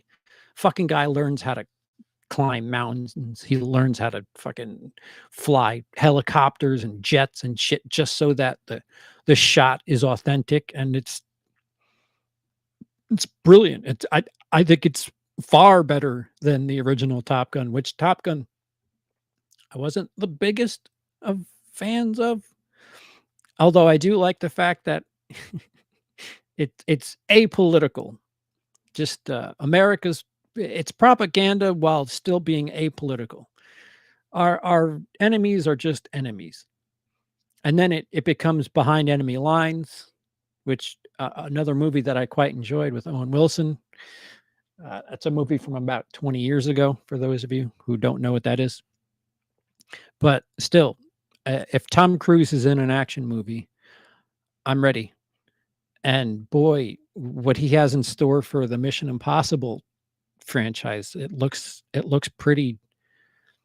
Fucking Fallout is one of my favorite. Mission Impossible Fallout is one of my favorite action movies of all time, and it looks like he's trying to top it, which is insane. Number 6, The Gray Man.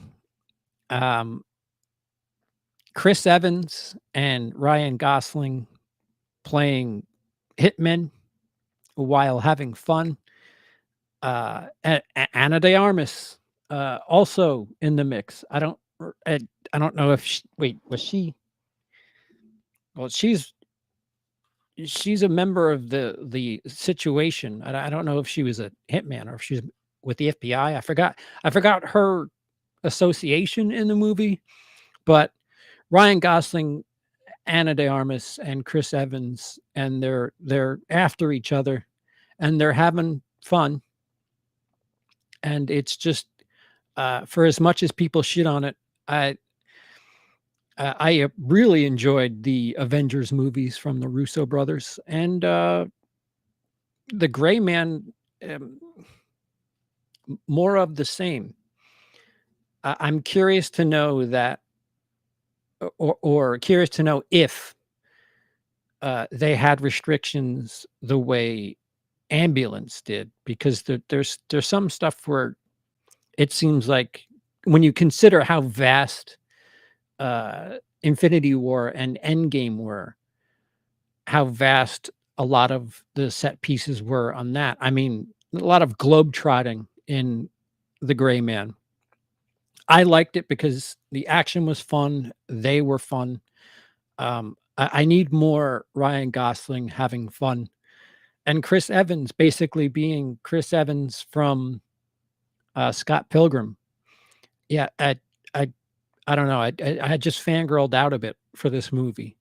It caught me by surprise, and I quite enjoyed it. Park Chan Wook gave us decision to leave in 2022, and Park Chan Wook, for those who don't know, is director of Old Boy and The Handmaiden. Um, fucking Decision to Leave is a Korean crime thriller that is just masterfully done. It's the best way I can put it. Visually speaking, it's incredibly well made.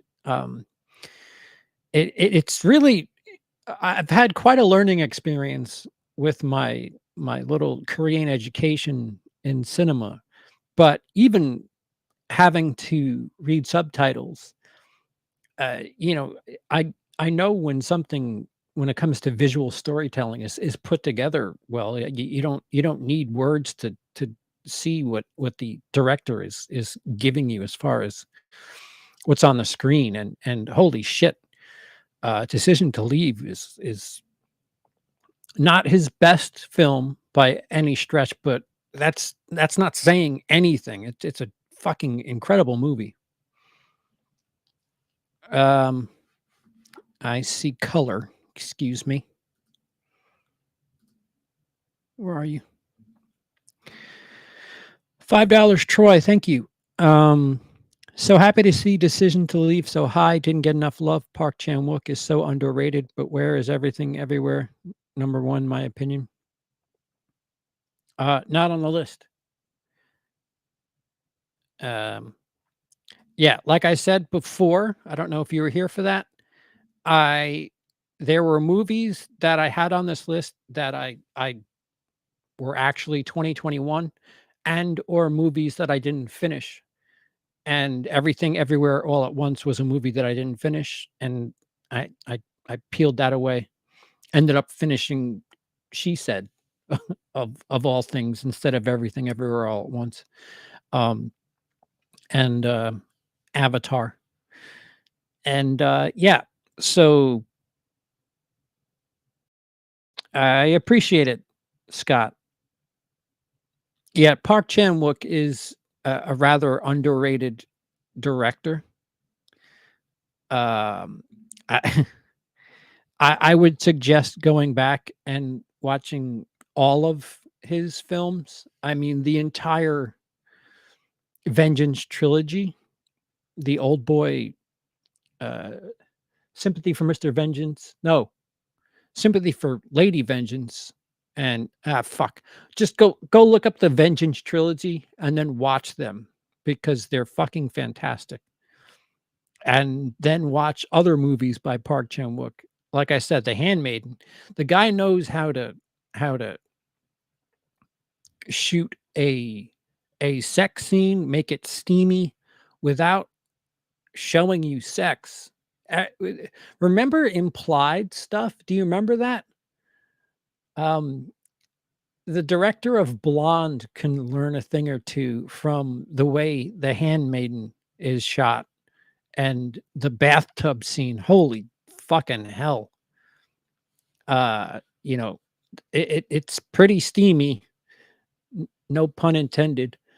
Uh, and there isn't much in the way of nudity there, even though there's a bath and someone's taking a bath. But it's not, you know, vulgar.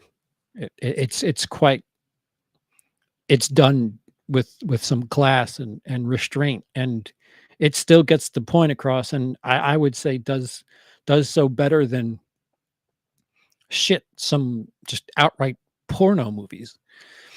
Number 4, Emily the Criminal. I can attest to the fact that Emily is a criminal. I'm kidding, of course. Um, yeah, a lot of oh, wait, where'd it go?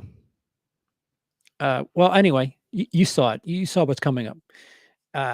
Aubrey Plaza, again, taking some really big strides in the drama category, and Emily the Criminal is another step in that direction. Black Bear was I thought fantastic. Emily the Criminal, morally gray character, needs fucking money and falls down this rabbit hole. Walter White, if you will, for credit card schemes. Although she never really quite gets to Heisenberg levels in that movie, but somebody who's struggling to make ends meet, trying to do things legit, and it's not working. And when crime pays and it's a bit easier, you understand. At least I do. Fuck. Um, for all of those fans of Walter White, Dexter, fucking Tony Soprano, this is right up there. It's somebody that starts at the bottom and um, has some difficult choices to make in what they're doing, and it's masterfully done. Number 3, Black Phone, or The Black Phone. The poster says Black Phone. I thought it was The Black Phone. Fucking Ethan Hawke. I didn't know. I can't remember if I've ever seen Ethan Hawke play a villain before, but fuck, he's creepy. Like he nails this role so hard. He plays the villain in this movie that locks.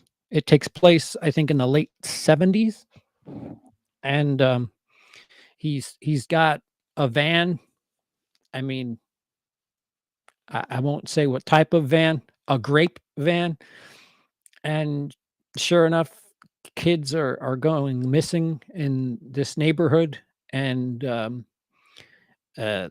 this dude's wearing a bunch of masks designed by Tom Savini, by the way, and holy fuck, uh, it's a creepy thriller that has some like elements to it that I kind of wish weren't there. The phone,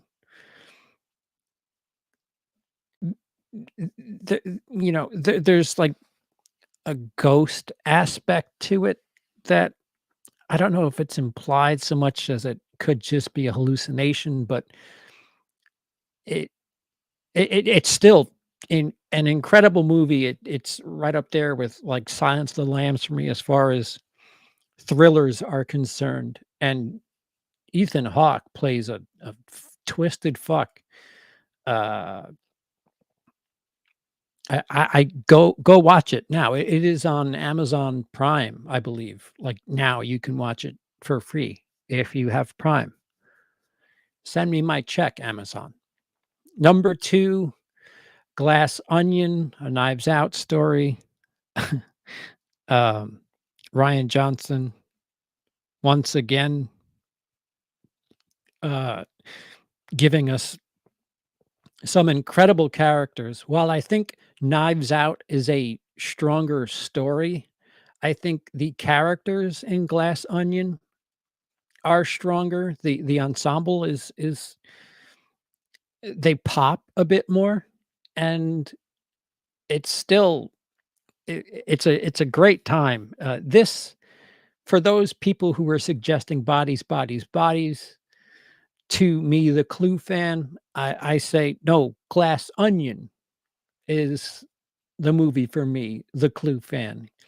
Even though they fucking roast Clue, I think like 4 or 5 times in the movie, and yeah, eh, I don't know why the grifters in movie YouTube are having a hard time with this movie, but the movie, like, they're saying that there's like the things that they're saying are like implied and in the script of the movie. That the name of the movie is Glass Onion. It's something with layers, but you could see right through it. Like, uh the one qualm that is abnormal for a whodunit murder mystery is the nonlinear style in which Ryan Johnson tells the story, and nobody's really harping on that. They're harping on stupid bullshit. Ben Shapiro, of all people, dude, just shut the fuck up. Like, you don't know movies. That's quite clear. And again, these grifters always talk about fucking failures at the box office. Well, the Daily Wire produced Terror on the Prairie, made $704 this weekend. Not 704 million, $704. If She Said was the biggest disaster in Hollywood history, then Terror on the Prairie, fu if I made a movie right now, I could make more than $704 in 3 days. I promise you. I promise you I can. Shit, I could do a GoFundMe right now for a movie and get more than $704. Why don't you focus on making movies that will actually get an audience before you start critiquing things that are quite masterfully done? And again, these people don't get subtext. They don't get any of the nuance of fucking script writing. Like, it's just so the fucking thing is a glass onion. Everything you're saying, like, that was it's I'm combating complaints. I apologize. I'm a big Clue fan, big whodunit murder mystery fan, and this movie made me smile so much. Very Merry Christmas for me.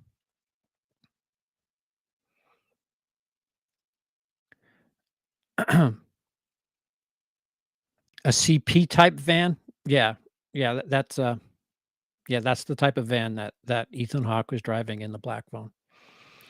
And, rounding out the list at number 1 is X.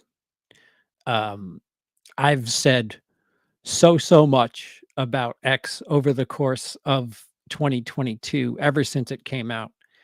Um, go back to the live watch along with Dice Rollin and I.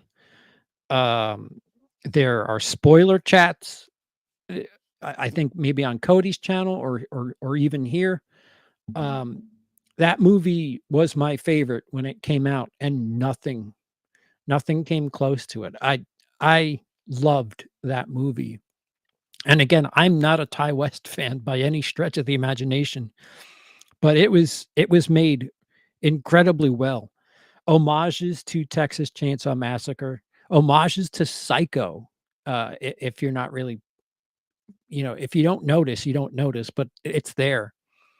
And just some masterful visual storytelling that if you watch the commentary with Dice and I bring up some of those visual storytelling things that make me butterflies in the stomach.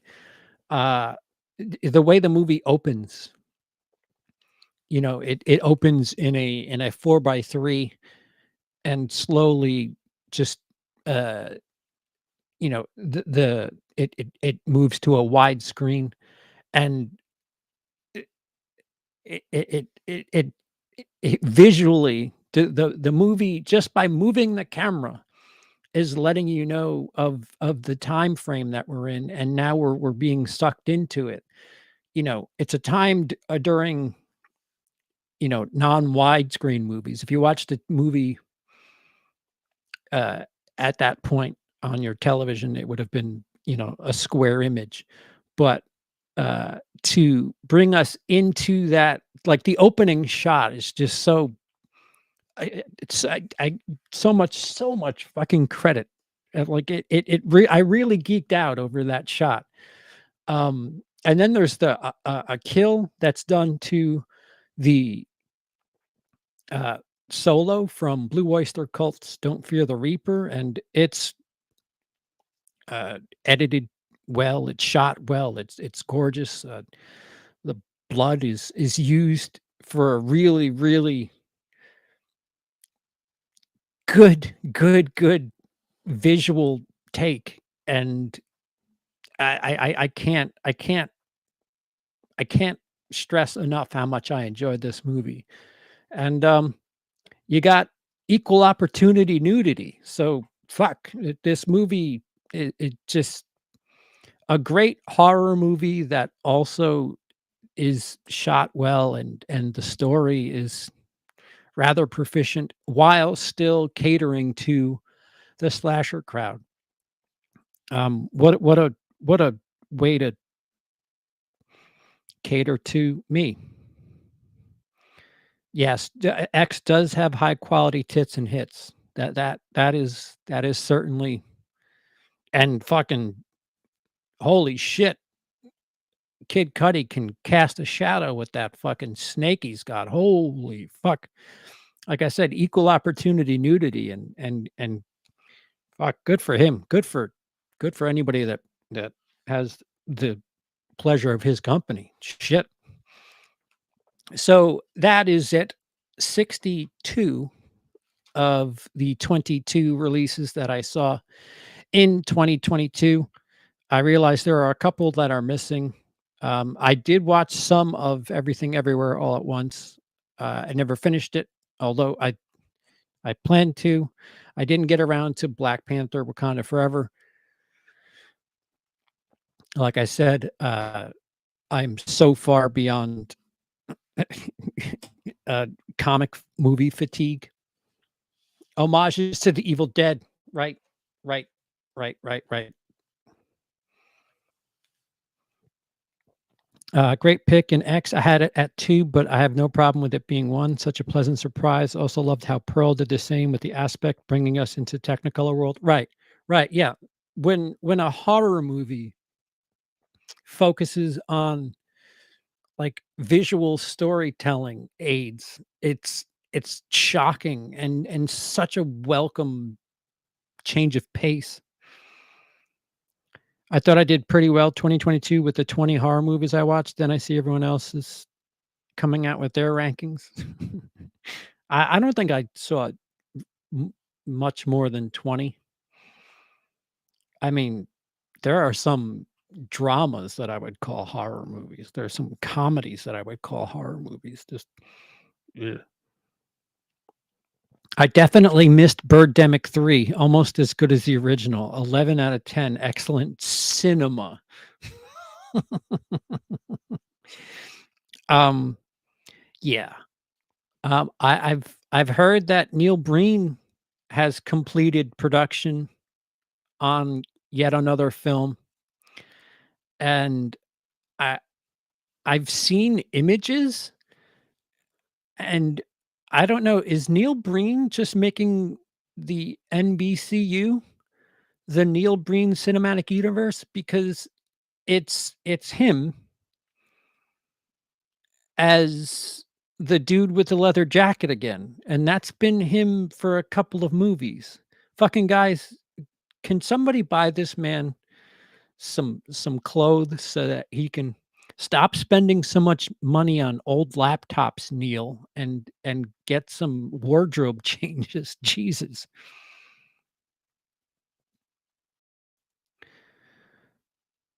I haven't seen Eaten Alive, so I would have completely missed that.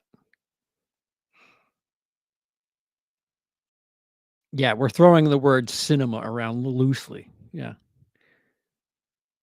The original was so good that even Alfred Hitchcock ripped it off. Yeah, from the past. Okay, I'm going to try to get this under 3 hours, so I'm running out of time.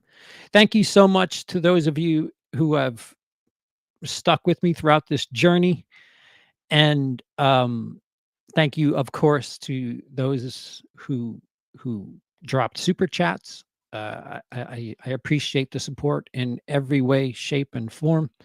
There are other ways if you want to have other behind the scenes stuff, a bit of sneak peeks of what's on the horizon.